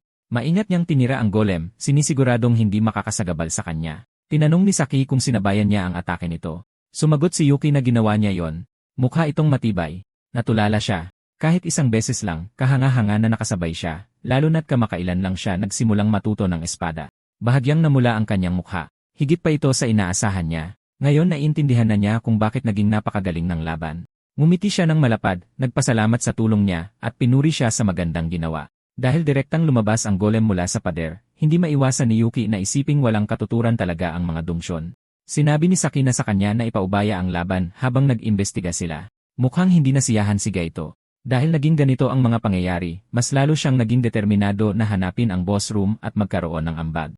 Pero pagkalipas ng 10 oras, wala pa rin silang nakitang bakas nito. Pagod na ang tatlong lalaki. Muling naghanap si Saki sa paligid, ngunit parang wala nang mapupuntahan para makarating sa susunod na palapag. Nasuri na nila kung may mga nakatagong sangay. Idinikit ni Yuki ang kanyang kamay sa pader, nais malaman kung ano ang nasa kabila nito. Pinagtawanan siya ni Gaido at sinermunan tungkol sa mechanics ng donjon. Ang donjon ay isang hiwalay na mahiwagang dimensyon, paliwanag niya. Mukha lang itong bahagi ng kanilang mundo. Kahit mukha itong kuweba, hindi ito isa. Biglang sumugod si Gaido at itinuhod si Yuki. Naniga si Yuki, halos hindi kumilos habang papalapit ang atake. Binalaan siya ni Gaido na ang pagsubok na butasin ang mga pader ng donjon ay magreresulta lang sa pagtama sa isang layer ng mana at masasaktan siya. Kalmadong sumagot si Yuki na hindi ganoon ang tingin niya. Nalito si Gaito. Gamit ang kanyang espesyal na mata, ipinakita ni Yuki na ang buong kuweba ay gawa sa parehong materyal ng mga golem na kanilang nilalabanan. Naintindihan ni Saki. Sinabihan niya ang lahat na umatras at pinakawalan ang luminous slash. Isang butas ang bumukas sa pader at inutusan niya silang pumasok. Pagpasok nila, isang dambuhalang golem ang sumalubong sa kanila. Ramdam na ramdam ang tensyon, lalo na para kay Gaido.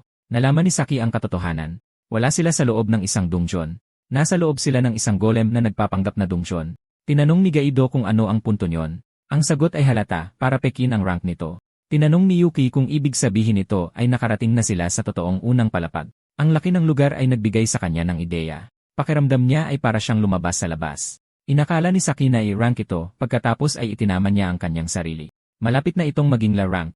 Sinuri muna nila ang impormasyon. Noon lamang nila nakumpirma ang katotohanan. Hindi ito isang i-rank donjon, kundi isang i-rank na napakalaking donjon. Ang sahig ng disyerto mismo ay gawa sa mga golem na nakacamouflage bilang donjon.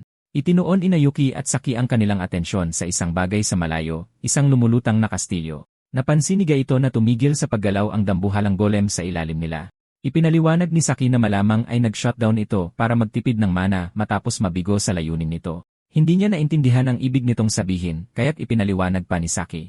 Malamang ay idinisenyo ang donjon para pigilan ang isang rank conquest, isang tulad niya. Ang pagkakaalam na yon ay nagpaingat sa kanya. Natigilan si Gaido. Palagi niyang pinaniniwalaan na ang mga halimaw ay mga hayop lang. Itinama siya ni Saki. Ang mga donjon ay hindi lang basta pinagkukunan ng yaman.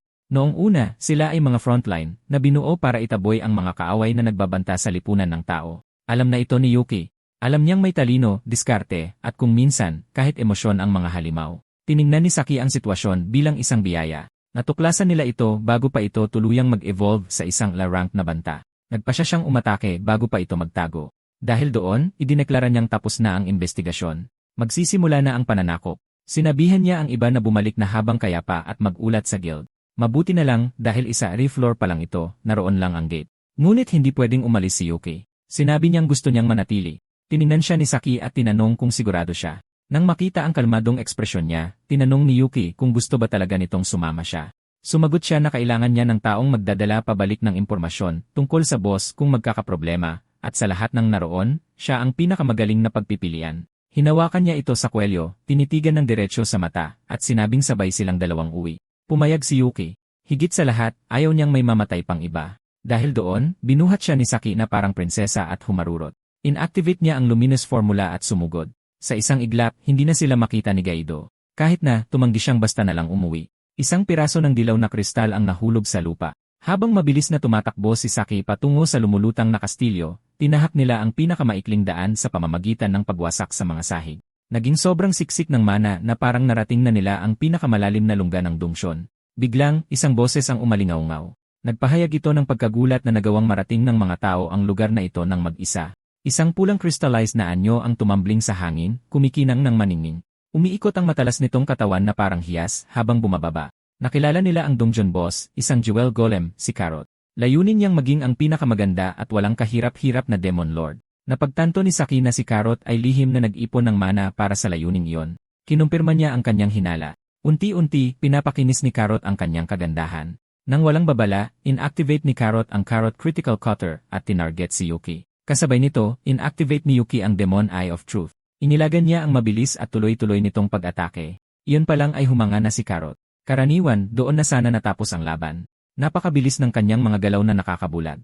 Isang tama lang ay nakamamatay na sana. Pero kumpara kay Viento, halos hindi siya gumagalaw. Hindi natatakot si Yuki. Sinalag niya ang mga atake nito gamit ang kanyang espada. Inasar siya ni Carrot, sinabing walang silbi iyon. Mas matigas pa ang katawan niya kaysa sa mga golem na nilabanan nila kanina. Alam na yon ni Yuki. Ang layunin niya ay hindi ang pinsalain siya. Ito ay para gumawa ng pagkakataon. At sa sandaling iyon, pinakawalan ni Saki ang luminous slash. Napaatras si Carrot sa gulat. Nagagalusan nila siya. Inamin ni Saki na matibay si Carrot, pero hindi masisira. Pinatama niya ito sa pader. Hindi maiwasan ni Yuki na isipin kung gaano kalokohan talaga ang mga rank skill. Nagreklamo si Carrot na masakit. May napansin si Saki na hindi maganda. Hindi nawala ang kalmado ng halimaw. Ibig sabihin, mayroon pang kasunod. Binalaan niya si Yuki na huwag magbaba ng depensa. Tumango siya at nagtanong kung ano ang susunod. Pinagpatuloy ni Saki ang pag-atake, pinagsunod-sunod ang mga hampas para pahinain si Carrot. Pagkatapos ay nagsalita si Carrot. Sinabi niyang nakita na niya ito, ang kanilang kahinaan. Inactivate niya ang Carrot Creation, Colossal. Isang napakalaking halaga ng mana ang nagamit, ngunit parang walang nangyari. Bigla, namutla ang mukha ni Saki. Ang mga golem sa labas, kung nasaan si Gaido at ang iba pa, ay muling nabuo. Ang daan papunta sa gate ay sarado na. Kalmadong ipinaalam ni Carrot sa kanila na kung hindi nila ililigtas ang mga lalaking iyon, mamamatay sila. Napagtanto ni Saki ang katotohanan. Si Carrot ay kumuha ng materyales mula mismo sa mga golem. Naging kritikal ang sitwasyon. Kung mag-aaksaya sila ng oras sa pagtalo kay Carrot, mamamatay ang iba, pero hindi rin niya kayang alisin ang tingin sa boss. Sinabihan siya ni Yuki na umalis na. Hindi nila pwedeng iwan si Carrot ng walang bantay, kaya sinabi niya ito ng diretsyo. Tatalunin niya ito. Ipinagkatiwala ni Saki ang lahat sa kanya. Bago siya umalis, umiti siya at sinabi sa kanya na magdiriwang sila ng magkasama pagbalik nila. Tumawa si Carrot. Nakakatawa para sa kanya na ang isang taong hindi man lang siya kayang galusan ay mananatili. Para sa kanya, isa lang siyang sakripisyong tau-tauhan, ngunit itinama siya ni Yuki. Hindi ito sakripisyo. Ito ay tiwala. Si Saki, si Liber, maging si Viento. Naniwala sila sa kanya. Ang paniniwalang iyon ang dahilan kung bakit siya nakatayo dito ngayon, at iyon ang dahilan. Sasagutin niya ito. Nanigas si Carrot nang maramdaman niyang lumakas ang kanyang mana. Hindi niya maintindihan kung bakit may kapangyarihan ng halimaw ang isang tao. Idineklara ni Yuki na mula sa sandaling ito, lalaban siya bilang isang monster tamer. Binalaan niya ito, para ihanda ang sarili sa isang teknike ng espada na pag-aari ng isang halimaw na mas malakas pa sa kanya. Totoong nagulat si Carrot nang tumagos ang talim ni Yuki sa kanya. Lubos niyang nakita ang kanyang skill. Sa pagbasa ng kanyang mga galaw at daloy ng kapangyarihan, wala siyang sinayang. Bawat galaw ay tiyak. Agad siyang nagpalit ng teknik, inactivate ang Carrot Curecot. Kampante siya sa hugis na imposibleng masalag niya ito. Dudurogin niya ito. Hinamon siya ni Yuki na tingnan kung aabot pa rin ang kanyang espada sa kanya. Mukha siyang kampante, ngunit nakaramdam siya ng siwang at agad na gumamit ng slash. Ginamit niya ang sarili nitong tigas laban sa kanya. Lubos siyang nabigla. Humatak si Yuki, mga kristal ang nagkalat mula sa kanyang katawan. Hindi siya makapaniwala. Napinsala na niya ito mula pa sa simula. Ngayon niya lang talaga naintindihan ang lakas ng isang monster tamer. Ang katotohanang naglakas loob siyang sirain ang kanyang balat ay nagpagalit sa kanya. Hindi niya kailanman mapapatawad ang isang hamak na tao. Alam ni Yuki na hindi dito magtatapos ang lahat. Naglabas siya ng mas malakas na kapangyarihan, at sa wakas ay ipinakita ang kanyang tunay na kakayahan. Na-activate ang kanyang class curse, Carrot Skill, Change. Pinakintab niya, siniksik, pinalamutsyan. Ang kanyang katawan ay naging pinakamatigas, pinakatalim, at pinakamagandang golem na maiisip, ang tunay na kapangyarihan ng isang Master Dungeon. Ang mga tao ay ikinulong sa loob ng mga kristal kung saan niya kinukuha ang mana. Plano niyang durugin ito hanggang sa maging isang butil na lang ng buhangin. Hindi man lang siya magkakaroon ng lugar sa kanyang koleksyon. Ang malaking braso ni Carrot na parang martilyo ay bumagsak pababa kay Yuki. Lalong lumakas ang kanyang kumpiyansa. Imposibleng mapatay siya nito ngayon. Inasar ni Yuki ang kanyang pagkahumaling sa pagpapalaki sa sarili at sa kanyang mga alagad, tinawag itong walang orihinalidad. Malamig siyang sumagot na mas mahalaga ang mga hiyas kapag mas malaki ang mga ito. Iginiit ni Yuki na ang kakayahan ang tunay na mahalaga at kung gaano kaganda ang pagkakatabas ng mga hiyas. Inactivate niya ang Blood Petal Blade. Natigilan si Carrot nang makita niya ito. Hindi niya maintindihan kung paano nagkaroon ang isang tao ng skill na halos kapareho sa isang halimaw. Sinabi niya sa kanya na sarili niya itong estilo. Namukadkad ang mga espada sa paligid niya, papalapit mula sa lahat ng direksyon. Nabasag ang kanyang harang. Walang tigil na humiwa ang talim mula sa lahat ng panig. Tumalsik ang dugo habang hinihiwa ang kanyang katawan. Sa wakas ay nakahinga ng maluwag si Yuki. Isinugal niya ang galaw na iyon at nagbunga ito. Tumulo ang dugo mula sa kanyang espada. Ramdam niya ang bigat nito. Nang nakatalikod, hindi na malaya ni Yuki na gising pa pala si Carrot. Hindi siya makapaniwala, sa pamamagitan ng Sour Psychicam, isinakripisyo niya ang halos buong katawan bilang materyales na itatapon. Ito ay isang napakalakas na skill, ngunit napakalaki ng kapalit. Naglunsad siya ng isang patagong pag-atake, ngunit agad itong nasangga ni Yuki. Binalaan niya siyang muli. Nakikita niya ang bawat galaw nito. Gayunpaman, may napansin siyang mahalaga. Malapit na siyang maubusan ng lakas. Muli, ginamit ni Yuki ang Blood Petal Blade, muli sa kanyang sariling estilo. Nalito siya. Bakit niya ulitin gayong halos hindi na niya maigalaw ang kanyang katawan? Inamin mismo ni Yuki. Hindi na siya makagalaw kaya tumawag siya ng tulong. Isang maliit at cute na paniki ang lumitaw. Umiti ito sa kanya. Kanina, sa loob ng dungeon ni Lieber, naintindihan na nila kung bakit pinili ni Yuki ang halimaw na yon. Simple lang ang plano niya, gamitin ang dugong inimbak niya.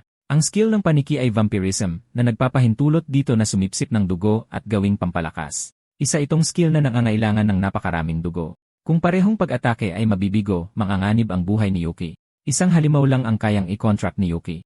Nangangahulugan iyon na kailangang tumama ang pangalawang atake. Ang unang atake ay gumamit ng sarili niyang dugo. Lubos na nag-alala si Viento. Maiiwan si Yuki sa bingit ng kamatayan. Pero iyon mismo ang punto, ang gamitin ang kahinaan para painin ang kalaban na magbaba ng depensa. Ang plano niya ay samantalahin ang sariling kahinaan para makalapit sa pinakamalakas na vampira, at doon na gagawin ng cute na paniki ang trabaho nito. Sa wakas ay napagtanto ni Carrot. Ito na ang kanyang layunin mula pa sa simula. Nang matapos ang laban, ipinakilala ni Yuki ang sarili bilang si Yuki, isang monster tamer na lumalaban gamit ang lahat, kalaban man o kakampi. Malinis niyang hiniwa sa gitna si Korat. Tinawag niya itong halimaw habang ang kanyang katawan ay nabasag at naging di mabilang na piraso ng hiyas. Kalmadong sumagot si Yuki na isa siyang tao, isang taong nakipagkontrata sa Demon King. Ngayong naramdaman ni Yuki ang kapangyarihan ng dungsyon, nag-aapoy ang kanyang mga mata. Alam niya, sobra na ang pagpilit niya sa kanyang sarili. Sinimulan ng ating bida na sipsipin ang mana ng buong dungsyon papunta sa kanyang marka, at pagkaraan ng ilang sandali, malapit na siyang bumagsak, kaya ipinagkatiwala niya ang lahat kay Lieber. Nakakagulat, dumating si Saki sa mismong sandaling iyon at sinalo siya. Natulala siya nang mapagtanto kung ano ang nangyari. Natalo ni Yuki si Korat nang mag-isa. Masyado siyang nanghina dahil sa kawalan ng dugo para tumayo, kaya inalalayan niya ito sa abot ng kanyang makakaya. Samantala, nagtipon ang media sa harap ng isang lalaking mag-aanunsyo. Nagsalita siya tungkol sa Arank Dungeon. Dahil sa isang espesyal na insidente, ang mga partidong sangkot ay kailangang direktang mag-ulat at ipaliwanag ang sitwasyon. Walang tigil sa pagkuha ng litrato ang mga reporter. Siguradong front page news ito. Tinawag nila ang pangalan ng taong may pinakamalaking kontribusyon sa dungeon. Ang Peking Dungeon pa lang ay malaking balita na, ngunit ang matagumpay na pananakop nito ay nagpahanga kahit sa isang veteranong opisyal sa adventurer na may gawa nito. Tinawag si Saki sa harap. Nagsigawan ng mga tao sa sandaling makita siya. Gaya ng inaasahan sa White Flash. Hinahangaan siya ng mga tao. Isang reporter ang nagtanong tungkol sa panganib ng pagguho ng dungeon. Isa pang reporter ang nagtanong kung may lumitaw bang matalinong halimaw. Pinatahimik niya sila bago kalmadong ipinaliwanag ang pangkalahatang ideya ng pananakop. Sa kaloob-looban niya, naramdaman niyang napakalaking abala nito, ngunit ipinasa ni Yuki ang gawain sa kanya. Nang matanggap ni Yuki ang dokumentong naglalaman ng ulat, ibinigay niya ang lahat dito at naglaho. Iminungkahi niyang manatili ito hanggang matapos ang kanyang paggamot, ngunit wala na siya. Napatanong tuloy siya kung anong uri ng gawain ang posibleng ganoon kaimportante. Samantala, nagmadaling pumunta si Yuki sa dungeon ni Lieber, at pagdating niya, tinanong niya kung kamusta na ang resurrection. Naglalabas si Mei ng nakakatakot na bugso ng kapangyarihan, habang sinasagot na tinatapos na lang niya ang huling yugto. Agad sinabihan ni Viento si Yuki na tumigil sa panonood. Ang mana pa lang ay sapat na para masunog ang kanyang mga mata. Alam ni Yuki, sa pagtayo lang doon, naramdaman niya ang napakatinding bigat na dumadagan sa kanya. Tinawag ni Mei si Elvina at sinabing opisyal nang tapos ang pahinga. Binalaan niya ito na ang pananatili sa kabilang buhay magpakailanman ay isang bagay na hindi niya mapapatawad. Nang i-activate niya ang pag-apruba ng kabilang buhay, nagsimulang gumalaw ang mga tanikala ng mana sa kanilang paligid. Pagkatapos noon, iminulat ni Elvina ang kanyang mga mata. Sa wakas ay nakahinga ng maluwag si Yuki nang makita siyang nakatayo. Tinanong niya kung bakit tila gumaan ang loob nito, at sa kanya napagtanto na siguro ay namatay siya. Sinabi ni Yuki sa kanya ang totoo. Nabuhay siyang muli. Alam na niya na dahil iyon sa resurrection ng headmaid, ngunit inakala niyang walang kabuluhan ang kanyang pagkamatay, kaya nagulat siya sa resulta. Napabuntong hininga ng malalim si Yuki at sinabi kung gaano siya kasaya na masigla pa rin ito. Dahil sinabi niya yon sa isang zombie, tinanong nito kung iyon ba ay isang undead joke. Agad siyang sumigaw na hindi. Sumingit si Viento sa kanilang biruan at sinabihang bumalik na agad sa trabaho.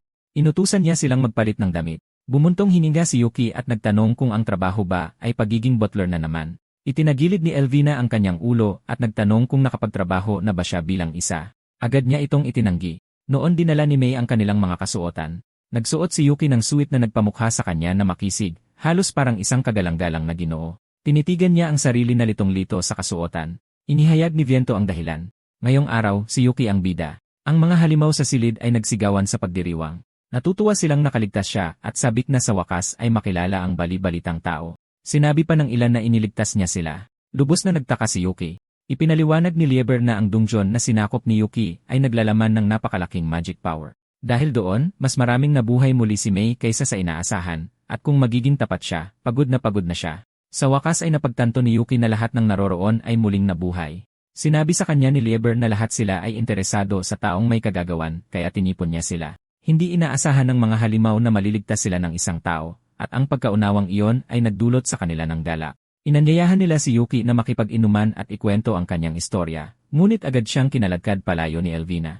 Idineklara niyang siya ang una. Nalilito rin siya, lalo na tila may ginawa siyang pambihira. Habang kinakaladkad, desperadong tumawag si Yuki kay Lieber para humingi ng tulong.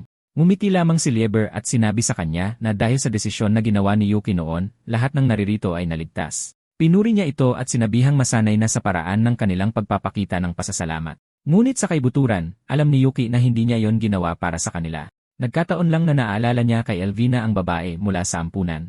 Gayunpaman, habang pinapanood ang mga halimaw na magkakasama, naalala niya ang kanyang mga araw kasama ang mga bata sa ampunan, at iyon pa lang ay sapat na para ipagpasalamat niyang nailigtas niya sila. Biglang may binanggit na chismis ang isang wolf monster na si Yuki raw ang numero 1 disipulo ni Viento. Napsigaw si Elvina sa gulat nang hindi nag-isip.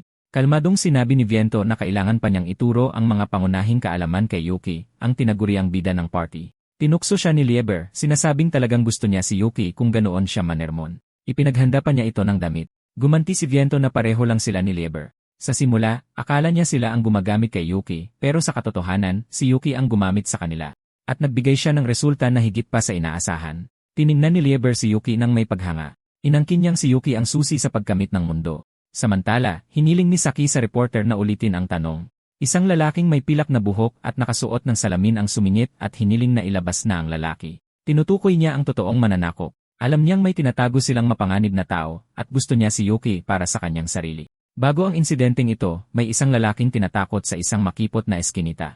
Sa malapit, isang nahulog na cellphone ang biglang nagpatugtog ng balita mula sa isang press conference na nag-aanunsyo ng kaguluhan. Nataranta ang lalaki at sumigaw na wala siyang alam. Sige ito iyon. Pasa-pasa ang mukha niya habang sumisigaw na si Saki ang nagdala sa lalaking iyon. Nag-ismid ang lalaking nakasalamin sa ilalim ng kalangitan sa gabi. Isa na namang dead end. Nagreklamo siya na napakaraming low ranker at nakakasuka na. Bigla, naalala ni Gaito ang pangalan ni Yuki at sinabi ito.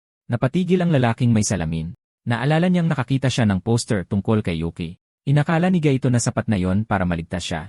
Total, wala na siyang kinalaman doon. Pero para sa lalaki, delikado ang madaldal na bibig. Sinabihan niya si Gaito na sisihin ang bibig nito, ginamit ang kanyang skill, at pinatahimik siya. Kinabukasan, naglakad si Yuki sa lungsod habang may hawak na bulaklak. Matagal na rin mula noong napalibutan siya ng mga tao lamang. Nagpapahinga siya mula sa dungeon training at mga raid. Para sa araw na ito, nagpasya siyang huwag isipin ang anuman sa mga yon. Sa huli, ito ang araw na nakilala niya ang lahat. Pumunta siya para bisitahin ang monumento, isang Great Collapse Memorial na itinayo para sa malawakang pagguho ng dungeon na naganap ilang taon na ang nakalipas. Pinararangalan nito ang mga nasawi sa Great Collapse. Marami siyang kwentong gustong sabihin sa kanila, ang pagiging adventurer, paglilinis ng mga dungeon, pag-aaral ng eskrima. Pagkatapos ay may nakakuha ng kanyang atensyon. Isang lalaking nakapulang hoodie ang nakaupo sa gitna ng daan. Sa una, akala ni Yuki ay si Saki ito, ngunit hindi, hinihintay siya ng lalaking ito. Siya ang lalaking nakasalamin. Ang pangalan niya ay Zapper, isang A-rank adventurer na kapareho niya ng trabaho. Nagtanong si Yuki kung nagkita na ba sila dati. Sumagot si Zapper na ito ang kanilang unang pagkikita. Sinabi niyang naparito siya para i-scout siya. Nagulat si Yuki at sinabi sa kanya na A-rank lang siya, malayo sa pagiging kahanga-hanga. Binanggit ni Zapper ang tungkol sa Peking Dungeon Raid. Sinabi niya kay Yuki na huwag itong itago. Alam na niyang sangkot si Yuki. Natigilan si Yuki. Nagtaka siya kung paano nalaman ni Zapper. Kung malalantad ang kanyang monster powers, magiging masama ito. Kaya sinabi niyang si Saki ang dapat bigyan ng papuri. Inangkin niyang inilikas lang niya ang ibang adventurers, ngunit alam ni Zapper na hindi iyon totoo. Sinabi niyang si Yuki ang pumatay sa boss. Habang abala ang White Flash sa pakikipaglaban sa golem, idinagdag niya na may kakayahan si Yuki na harapin ang isang A-rank boss. Dahil doon, naging maingat si Yuki. Masyadong maraming alam ang lalaking ito. Itinanggi ito ni Yuki, sinabing nagtago at tumakas lang siya. Hindi naintindihan ni Zapper kung bakit desperado si Yuki na itago ito, ngunit sinabihan niya itong makinig. Ang paglilinis ng dungeon ay hindi tulad ng isang normal na trabaho. Ang pagkakaroon ng maraming alalay ay hindi bumubuo ng isang tunay na squad. Para kumita ng totoong pera, kailangan mo ng mahuhusay na sandata. Mga top tier. Tinanong ni Yuki kung siya ba ang tinutukoy ni Zapper. Ipinaliwanag ni Zapper na gaano man kalakas ang job skills ni Yuki, may limitasyon ang mga solo dungeon run. Iba ang isang party. Maaaring lumiit ang kanyang parte, ngunit tataas ng husto ang bilang ng mga lugar kung saan siya maaaring kumita. Kaya inanyayahan ni Zapper si Yuki na kumita ng pera ng magkasama. Nagpasalamat si Yuki sa alok, ngunit tumanggi siya. Hindi pera ang layunin niya. Tinanggap ni Zapper ang pagtanggi. Inamin niyang hindi siya magaling mambola, kaya wala siyang magagawa. Pero balak pa rin niyang subukan siya. Kaya ngayon gusto na niyang makipaglaban. Nagulat si Yuki nang ilabas ni Zapper ang firehammer. Sinunog ng apoy ang mga bulaklak na dala ni Yuki. Natigilan si Yuki. Mahika dito mismo sa syudad. Humanga si Zapper na naiwasan ito ni Yuki. Lalo lang niya ginusto si Yuki dahil doon. Sinigawan siya ni Yuki na tumigil, lalo na't nasa isang pahingahan sila ng mga patay. Naalala niya na iligal ang paggamit ng mahika sa labas. Pero para kay Zapper, mas malaking krimen ang pagtanggi sa alok niya. Ginamit niya ang stonebind, pinipigilan si Yuki at ang kanyang mga skill. Napansin ni Zapper na tila sanay si Yuki na lumaban sa mga halimaw, pero walang-wala karanasan sa laban sa kapwa-tao. Sinubukan ni Yuki na gumamit ng skill, pero tinakpan ni Zapper ang bibig niya para pigilan siya. Pagkatapos ay ginamit niya ang icebind na nagyelo sa bibig ni Yuki para isara ito. Napagtanto ni Zapper na hindi sila magkatulad ni Yuki. Sa katunayan, siya ang kanyang kabaligtaran, isang taong dalubhasa sa paglilinis ng dungeon.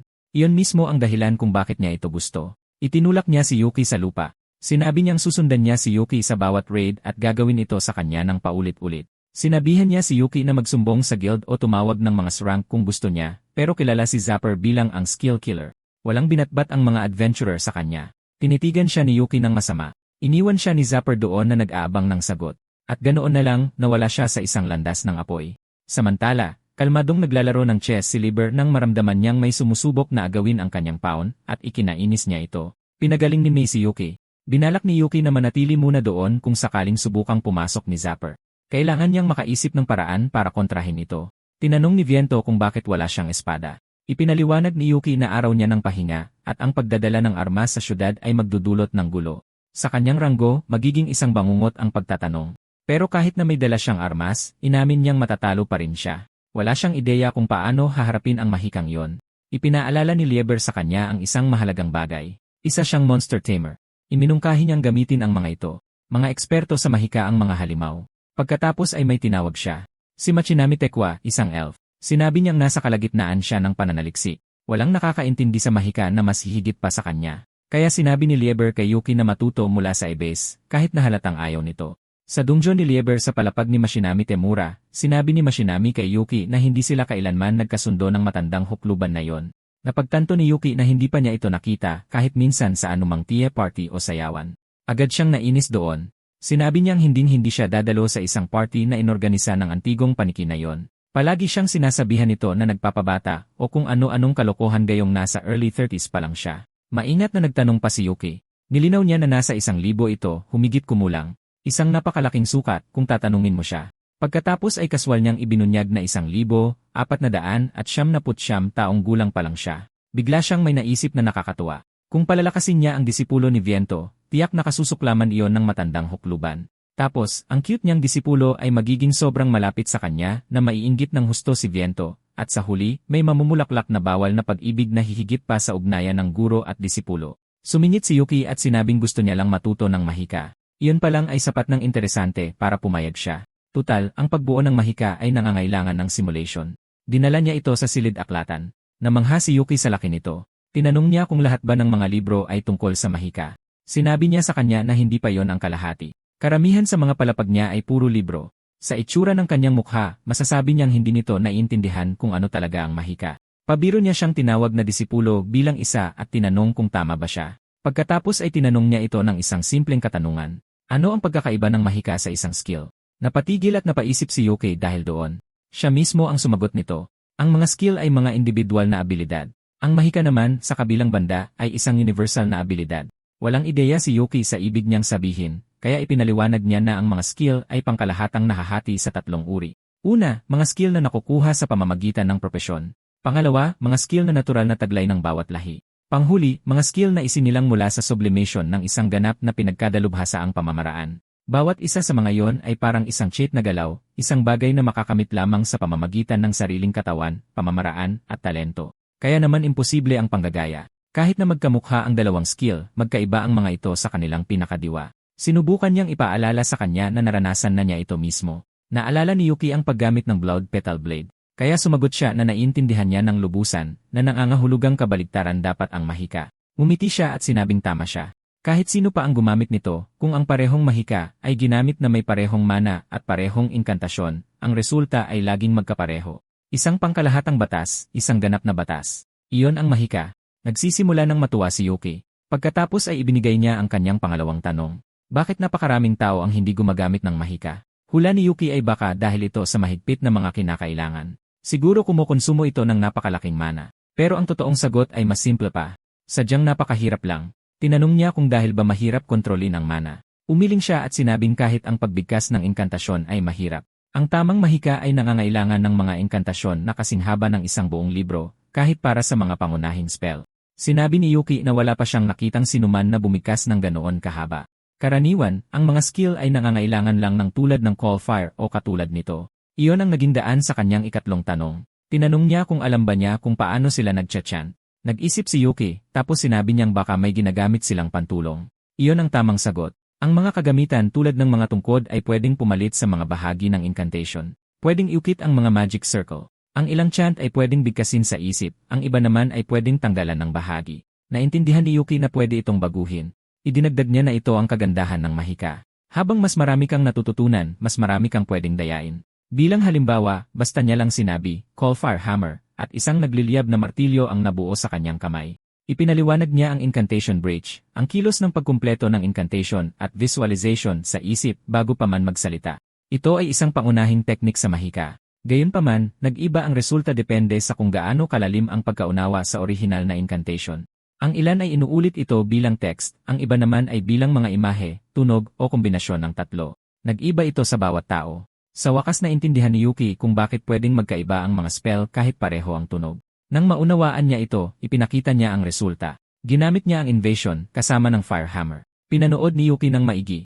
Pinilipit niya ang apoy sa kanyang mga kamay, ipinapaliwanag na posibleng panatilihin lang ang ilang bahagi ng orihinal na incantation habang pinupunan ang kulang gamit ang kumpletong bersyon. Sa wakas, naintindihan ni Yuki kung ano talaga ang mahika at natuwa siya. Sa ngayon, kailangan niya lang sauluhin ang mga incantation. Sumang-ayon siya, ngunit binalaan siya na ang pagsasaulo lang ang kanyang magiging limitasyon. Ang isang incantation ay sa esensya isang utos sa mahika. Kung hindi niya alam kung aling pangungusap ang nagbibigay ng aling instruksyon, hindi siya makakapagbago ng mga spell o makakagawa ng mga bago. Naisip ni Yuki na para lang itong pag-aaral ng bagong wika, at hindi pa nga siya magaling sa English. Tumawa siya at ipinaalala sa kanya na ang mga tao ay walang gaanong panahon tulad niya, kaya dapat siyang magpasalamat. Pagkatapos, ginamit niya ang kanyang mahika at ipinatawag ang live-in library. Napatitig na lang si Yuki. Agad na nagbago ang espasyo sa paligid niya. Ipinaliwanag niya na hinahayaan ng mahika na maranasan ng isang tao ang nilalaman ng isang libro ng direkta. Nasa loob na sila ngayon ng mundo ng fire magic even a slime can understand, isang librong personal niyang isinulat. Kung malalampasan ni Yuki ang virtual dungeon na ito, makukuha niya ang buong nilalaman nito. Nagustuhan ni Yuki ang ideyang iyon at bagay ito sa kanyang mga kalakasan. Noon niya ibinagsak sa kanya ang isang tumpok ng iba pang mga libro. Sinabi niya sa kanya na basahin ang lahat ng pangunahing attribute at ang mga basic variation nito. Nag-alinlangan si Yuki at nagtanong kung ang ibig niyang sabihin ay tapusin ang lahat ng iyon. Ngumiti siya at sinabing, siyempre, tapos hinamon siyang huwag sabihing imposible. Isang malaking ahas ang sumugod kay Yuki. Umisi siya at hiniwa ito sa maraming piraso.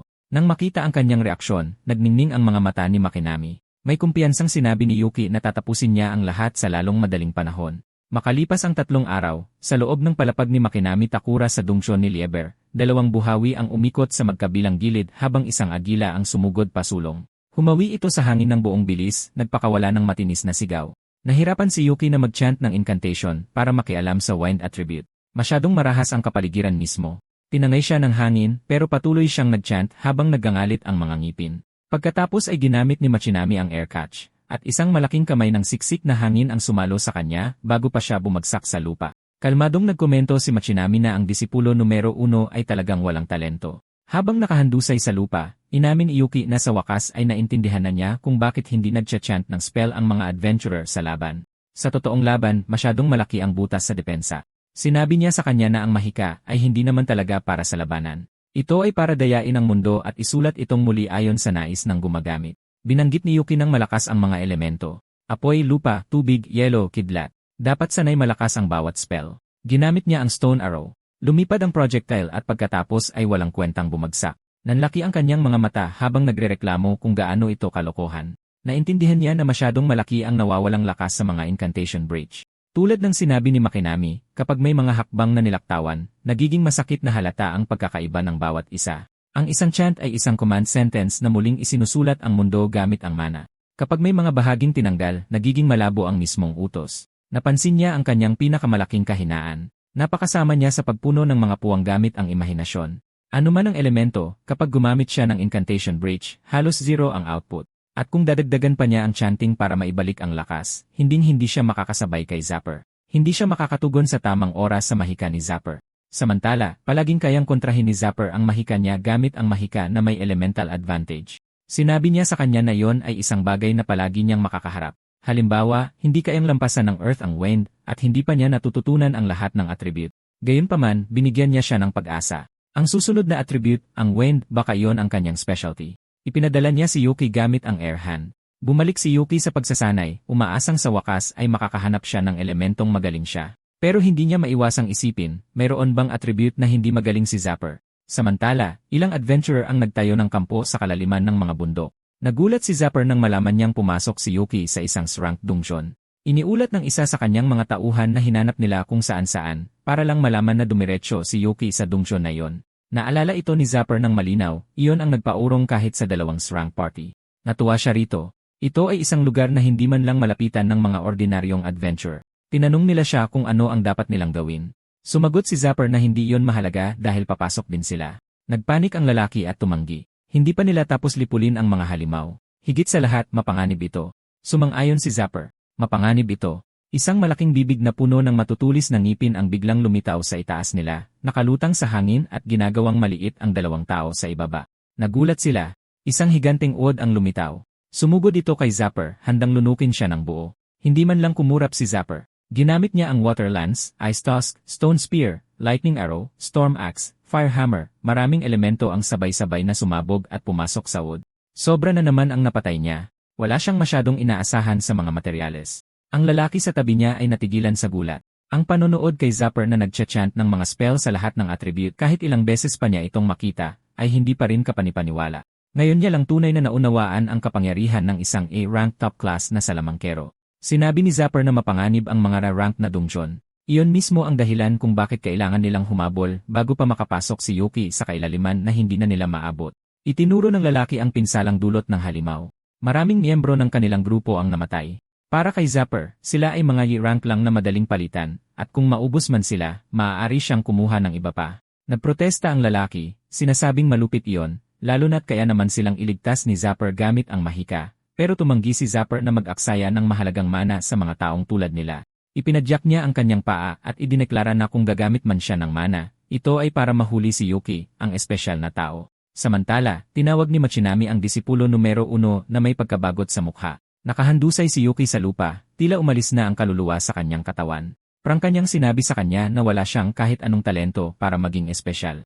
Akala niya universal ang mahika, pero sa huli, hindi niya nagawa ang incantation breach kahit isang beses. Ito ang unang beses na nakakita siya ng taong ganap na nabigo, kahit na sa bahagyang pag-awit. Kung wala ng pag-asa sa mga pangunahing katangian, lalo na sa mga minor na katangian tulad ng insekto, nakakuha ng kaalaman si Yuki, ngunit hindi niya inaasahan na ganito kalala ang kanyang talento. Ang tanging magagawa niya ngayon ay gamitin kung anuman ang meron siya. Sinabihan niya itong huwag umastang na intindihan niya ang mahika. Sinubukan ni Yuki na may sabihin.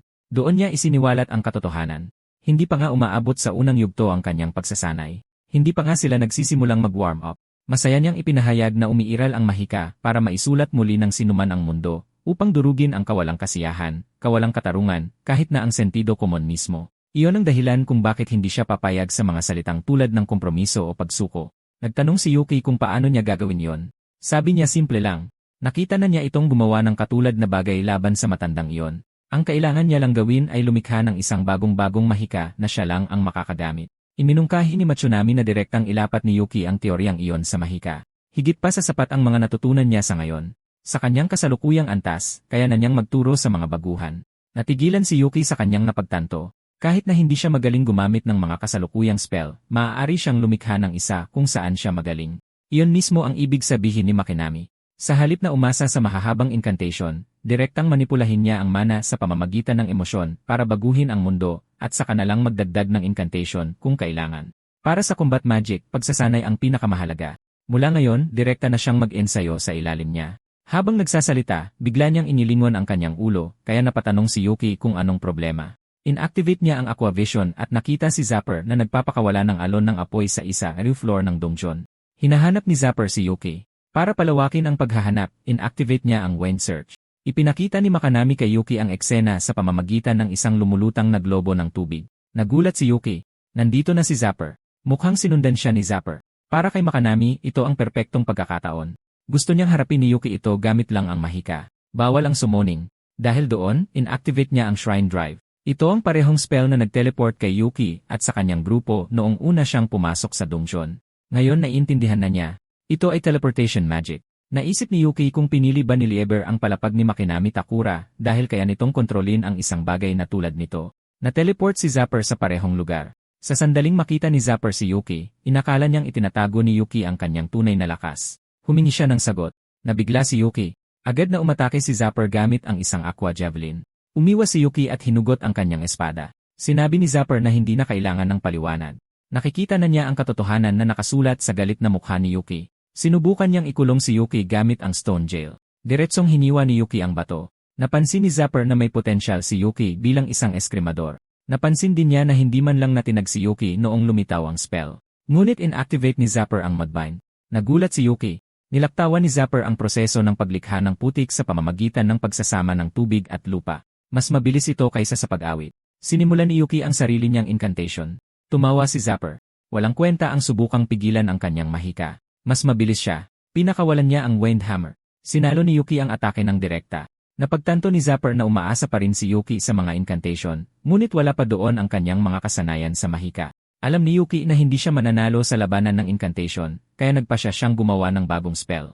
Sa mga mata pa lang ni Yuki, alam na ni Zapper. May binabalak siya. Ang mahika ay isang himala. Ito ang gawain ng muling pagsulat sa mundo kapag tumutugon ang mana sa kalooban ng isang tao. Iyon ang dahilan kung bakit mayroong pag-awit at mga paliwanag. Kapag lubos na naunawaan ng isang caster ang prinsipyo, maaari nilang alisin ang mga hindi kailangan at sa huli, ang pag-awit mismo. Naramdaman ni Yuki na tumutunog ang mga kampana ng alarma. Habang papalapit siya, may nakakakilabot siyang ngiti. Huli na nang mapagtanto ni Zapper. Nagpaplano si Yuki ng isang atake ng kidlat. Tumilapon si Yuki. May malinaw siyang naunawaan ngayon. May mga uri ng mahika na hindi siya magaling dahil hindi siya sinagot ng mga himala.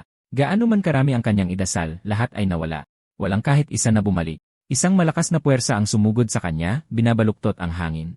Inihanda ni Yuki ang sarili habang direktang sumusugod ang kalaban. Sumabog ang atake. Gumuho ang mga haliging bato, nagkalat ang mga labi kung saan-saan. Sigurado si Zapper na naibigay niya ang pangwakas na suntok. Nanlaki ang kanyang mga mata. Walang tao roon. Naniniwala si Yuki na hindi totoo ang mga himala. Walang ganoong uri ng mahika. Inamin niya mismo. Wala siyang maintindihan sa mahika. Bigla, narinig niyang tinatawag ni Makanami ang kanyang pangalan. Nagtataka, tinanong niya kung saan nanggagaling ang boses nito. Diretsahan siyang sinabihan nito, mahika yon, ang mahika niya. Sinabi ni Yuki na nahihirapan siya. Nagbigay siya ng payo. Sinabi niya na sa usapin ng kaalaman, isa na siyang first class mage. Ibig sabihin, kaya niyang baguhin ang kahit ano. Ang kulang sa kanya ay ang pagpapasya kung anong mahika ang gusto niya. Ipinaliwanag niya na tuwing gumagamit siya ng mahika, simple lang ang iniisip niya. Hindi ba't magiging masaya kung may ganitong mahika? Kailangan niyang ibuhos ang emosyong iyon direkta sa mana. Kilala ni Yuki ang kanyang emosyon, at ang nararamdaman niya sa mahika ay galit. Sa sandaling tinanggap niya yon, sumabog ang haliging pinagtataguan niya. Naging magulo ang labanan sa di makatarungang mundong ito. Habang lalo kang nagagalit, lalo kang lumalakas. Muling natagpuan siya ni Zapper at napagtanto nitong walang balak sumuko si Yuki. Hinarap siya ni Yuki ng diretsahan at iniunat ang kanyang kamay. Gagamit siya ng mahika na walang inkantasyon. Ginaya ni Zapper ang kanyang tindig. Nagpatawag si Zapper ng firestorm, tiwalang walang mahika ang makakatalo sa kanya. Dumaplis ang apoy sa braso ni Yuki. Inakala ni Zapper na nakuha na niya ito. Tapos nagsalita si Yuki. Nagpakita si Yuki ng landas na kabaligtaran ng sa kanyang mga guro. Walang aral para dito. Pero para kay Makanami, isa itong magandang mahika. Nakagawa si Yuki ng isang void shield. Nagpa siya si Yuki na turuan si Zapper ng bagong uri ng mahika, isang mahika na tumatanggi sa lahat ng mahika. Iyon ang kanyang mahika. Ginamit ni Yuki ang isang Void Shield. Tinanggihan nito ang lahat ng mahika. Determinado siyang hindi hayaang gumamit si Zapper ng mahika kahit minsan. Hindi maintindihan ni Zapper kung bakit biglang nakakansela ang kanyang mga spell. Isang saglit tumutugon sila, tapos parabang binabaliwala siya ng mismong mundo. Ngayon, tinalikuran na niya ang ideyang isama si Yuki sa kanyang party. Nawala na ang isipang iyon. Sa halip, nagpasya siyang patayin na lang siya doon mismo. Nagbato siya ng isang lightning javelin. Sinalag ito ni Yuki. Sumunod ang aqua whip. Bumagsak ito sa kalasag at kumalat ang lamat dito. Agad itong napagtanto ni Yuki. Umaabot na sa limitasyon ang depensa niya. Samantala, may napansin si Zapper na kakaiba, nakakatakot pa nga.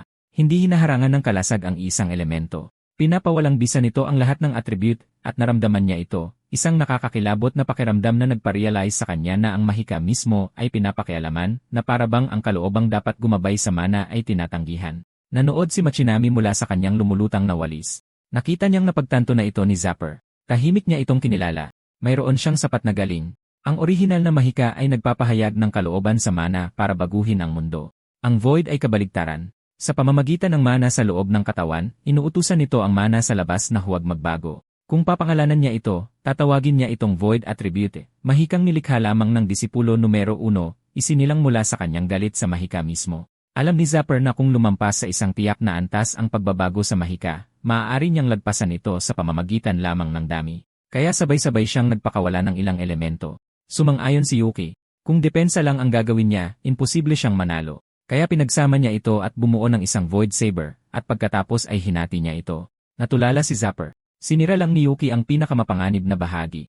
Binura niya ang atake ng may kaunting pagkonsumo. Nakaramdam ng pagmamalaki si Machinami. Isang attribute lang ang kayang gamitin ni Yuki, pero ang kanyang pangunawa ay first class. Bagamat kinasusuklaman pa rin niya ang swordsmanship ng matanda. Sa galing na yon, tiwala si Yuki na kaya niyang abutin si Zapper. Nagmamadaling nagtayo si Zapper ng pader ng yelo at pader ng hangin, pero binura ni Yuki ang hangin. At para sa yelo, hinati niya lang ito. Nasa panganib si Zapper. Halos hindi gumana ang kanyang mahika, at ang physical reinforcement ay nahaharangan ng espada. Nagpatawag siya ng alon ng apoy. Sa isang iglap, muling itinaas ni Yuki ang kanyang Void Shield para ipagtanggol ang sarili. Nagsimulang mag-alala si Zapper. Sa ganitong takbo, mauuna siyang maubusan ng mana. Desperado siyang nag-isip kung anong spell ang gagana, kung ano ang makakalusot, at doon nakahanap ng pagkakataon si Yuki. Pinakawalan niya ang kanyang Blood Petal Blade sa sarili niyang estilo. Nanlaki ang mga mata ni Zapper. Alam niya agad, hindi kakayanin ng depensa niya. Ipinagpatuloy ni Yuki ang pag-atake. Pumiglas si Zapper at gumamit ng Wind Magic. Ito ay isang air hammer at panandaliang natulala si Yuki. Hindi niya inasahan na gagamitin ito ni Zapper sa sarili para lang umiwas. Wala nang magagawa. Nagpasya si Zapper na palampasin muna siya sa pagkakataong ito, pero binalaan niya itong wala ng susunod. Sinabi niyang hahanap siya ng paraan para talunin ang mahikang iyon. Pagkatapos ay tinawag niya ang Windwing at lumipad palayo. Natigilan si Yuki sa kalmadong pag-atras nito, pero naintindihan niya. Kung nanatili si Zapper, hindi siya mabubuhay bilang isang adventurer. Sumigaw si Makanami sa kanyang tainga, galit na galit dahil hinayaan niyang makatakas ito. Kung makatakas si Zapper, siguradong asa rin sila ng matandang iyon. Nai-imagine na niya ang mayabang nitong mukha. Inamin ni Yuki na mayroon siyang galaw na nakareserba para sa mga emergency. Tumingin siya sa tali sa kanyang kamay at nagtanong kung maaari niya itong tanggalin. Pagkatapos ay hinawakan niya ang kanyang espada. Samantala, habang tumatakas, nagreklamo si Zapper sa sama ng kanyang pakiramdam at nagplano kung ano ang gagawin pagbalik niya. Pero habang lumilipad, may naramdaman siya. Mana. Nagpakawala ng buong chant si Yuki, at bumalot sa buong lugar ang isang nakakatakot na enerhiya. Hindi makapaniwala si Zapper. Ang isang buong chant ay nangangailangan ng napakahabang oras. Imposibleng makapagpakawala si Yuki ng ganoon kabilis. Pero, kahit paano niya tingnan, ang mana ay nanggagaling sa kinaroroonan ni Yuki. Agad siyang lumayo at ginamit ang Wind Boost. Nagtaka si Machinami kung ano ang kanyang pinaplano, lalo na't gumamit pa siya ng summoning. Lumitaw si Mei at tinawag ang ina ng kaguluhan, kung saan lahat ay isinilang at lahat ay dapat bumalik. Kalmado niyang sinimulan ang kanyang incantation. Pinanood ni Yuki at Machinami habang marahas na umiikot ang kapangyarihan sa paligid niya. Ipinaliwanag ni Yuki na para kung sakaling hindi pa handa ang bagong mahika sa tamang oras, itinuro na niya kay Mei ang spell sa pamamagitan ng telepathy at pinabigkas ito sa kanya. Ang mahika ay maraming gamit. Kahit sino ay pwedeng gumamit nito kung makukumpleto nila ang isang buong chant. Tinapos ni Mei ang chant at kaswal na nagkomento na magaspang ang pakikitungo ni Yuki sa kanyang mga maid. Nag-isip si Yuki na parang isang tunay na monster tamer. Pinagawa niya sa kanyang mga kasama ang hindi niya kaya. Si Mei ay isang undead, kaya hindi mahalaga ang pagkapagod. Nagpakawala siya ng isang dark arrow. Nataranta si Zapper. Wala siyang pagpipilian kundi salagin ito, kaya gumamit siya ng Holy Shield. Tumagos ito sa bandang itaas sa kaliwa at agad na nabita. Mabilis na kumalat ang mga bita. Pagkatapos ay may napansin siya tungkol sa pana. Isa itong Void Arrow. Tulad ng ipinangako ni Yuki, hindi na muling mangyayari sa kanya ang mahika. Tumalsik si Zapper paatras habang isang malaking alon ng lilang enerhiya ang bumulwak pataas. Nilamon ng marahas na mga alimpuyo ang lahat na nagpilit sa kanya na sumigaw. Habang nilalamon siya nito, naghagis siya ng mga sumpa kay Yuki. Hinangaan ni Mashinami ang kinalabasan. Perpekto ang lakas at katumpakan. Pinuri niya si Yuki. Magaling siyang magturo ng mahika. Ngumiti si Yuki at sumagot na ito'y dahil magaling ang kanyang master. Tanging salamin na lang ni Zapper ang natira. Samantala, sa entrance sa ibabaw ng Lieber Dungeon, ilang armadong lalaki na nakasuot ng puting uniforme na parang asasin ang pumwesto. Ang kanilang kapitan ay naglilinis pa ng ibang dungeon sa ibang lugar.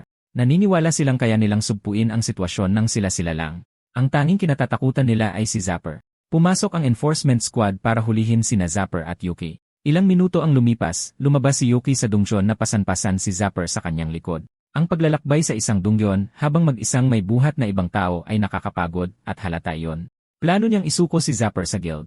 Ngunit bago pa man siya makahakbang ng ilang beses, pinigilan siya ng mga armadong lalaki. Tinutok nila ang kanilang mga arma sa kanya, malinaw na balak siyang arestuhin kaagad. Nang makita ang kanilang puro puting uniforme, agad silang nakilala ni Yuki, ang Public Order Specialist Combat Group ng guild, ang Execution Squad. Naisip niyang perpekto ang tiempo dahil isusuko na rin naman niya si Zapper. Ngunit sa sandaling humakbang siya pasulong, hinarangan ng yelo ang kanyang daan. Inutusan siyang huminto ng isang babaeng maikli ang buhok na nakasuot ng puting uniforme. Siya si Nanao, isang branch mage mula sa Execution Squad. Hindi maintindihan ni Yuki kung bakit tinatrato rin siyang parang kriminal. Ipinaliwanag ni Dugo, isang rank monk mula sa Execution Squad, na maraming ulat ang isinampa laban kay Yuki ng ibang mga adventurer. Naniniwala silang kasama sa party ni Zapper si Yuki.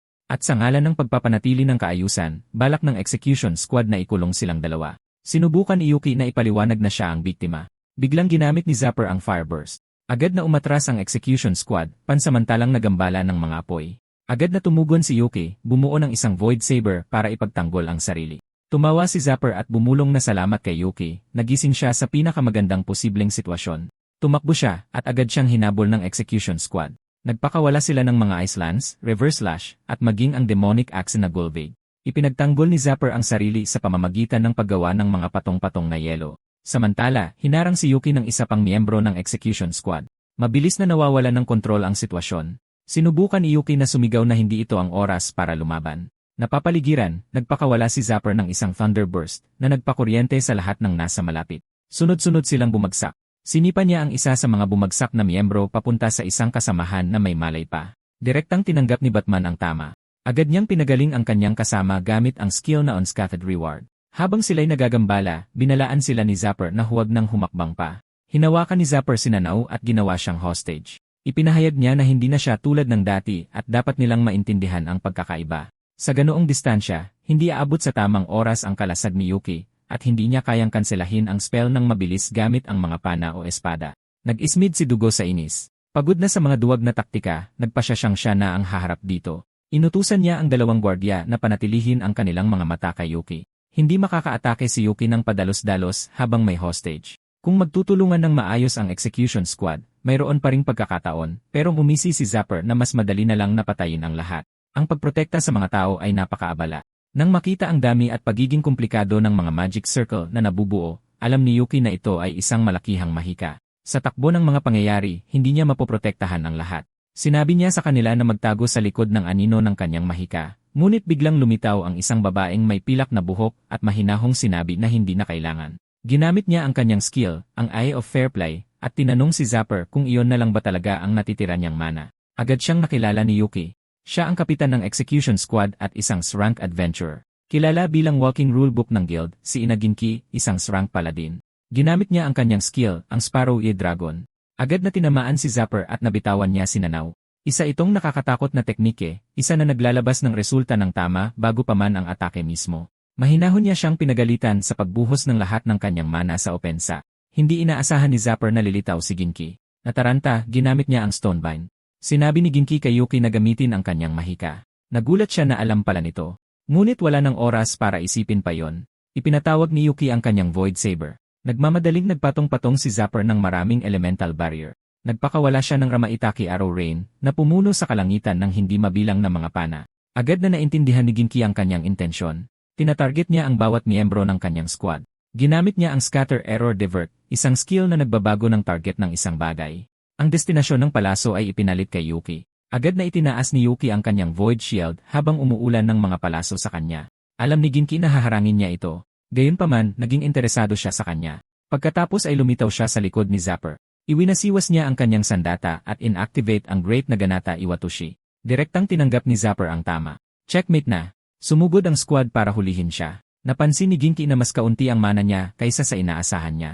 Ipinapahiwatig nito na galing lang siya sa isang matinding laban. Pagkatapos, nagpasalamat siya kay Yuki sa kanyang kooperasyon. Dahil sa kanyang mahika, mabilis na naresolba ang sitwasyon. Tinanong ni Yuki kung paano niya nalaman ang tungkol sa kanyang mahika. Ipinaliwanag niya na ang Eye of Fair Play ay nagpapahintulot sa kanya na silipin ang status ng mga tao. Sinabi niyang kahawig ito ng kanyang Demon Eye of Truth. Ngayon ay malinaw na kung paano niya nalaman ang kanyang kakayahan at ang natitirang mana ni Zapper.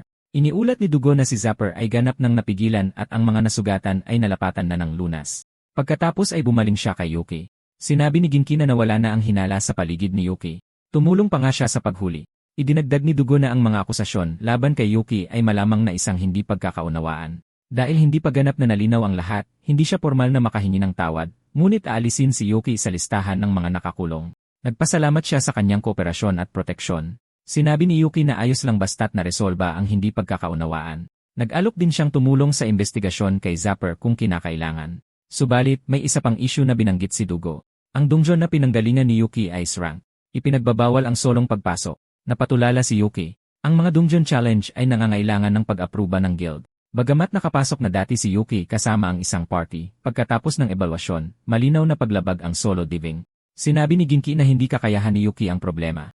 Sumagot si Dugo na ito ay pansariling opinyon lamang niya. Opisyal, si Yuki ay E-rank pa rin. Nagpanukala si Ginki ng solusyon. Sasakupin ni Yuki ang dungeon na kasalukuyan nilang pinamamahalaan. Sasamahan siya ni Dugo bilang supervisor. Kung huhusgahan nilang sapat ang kanyang kakayahan, hindi na kakailanganin ang investigasyon o pagkulong. Tinanong ni Yuki kung talagang katanggap-tanggap ang ganoong espesyal na pagtrato. Sumagot si Genki na para sa sangkatauhan, ang pagkabalam sa pananakop ng dungeon ang pinakamalaking kasalanan sa lahat. Iyon ang dahilan kung bakit siya naging kapitan. Upang maisulong ang mga desisyong tulad nito, sinabi niyang inaabangan niya ang pananakop ng monster tamer na ito. Nag-alinlangan si Yuki sa ideya na ipakita ang kanyang mga pamamaraan sa iba. Pagkatapos ay nakita natin na iminungkahi ni Lieber na magpatuloy siya gaya ng dati. Nagbabala siya na mahigpit na magbabantay ang execution squad at ang pagdadala ng mga halimaw na kayang makipag-usap ay maaaring magresulta sa pagbawi ng kanyang adventurer status. Gayunpaman, kung dadalhin niya ang paniki, magdudulot ito ng anin niya. At nagduda si Lieber na matatapos niya ang dungeon gamit lang iyon. Iminungkahi ni Lieber na tanungin na lang niya si Task.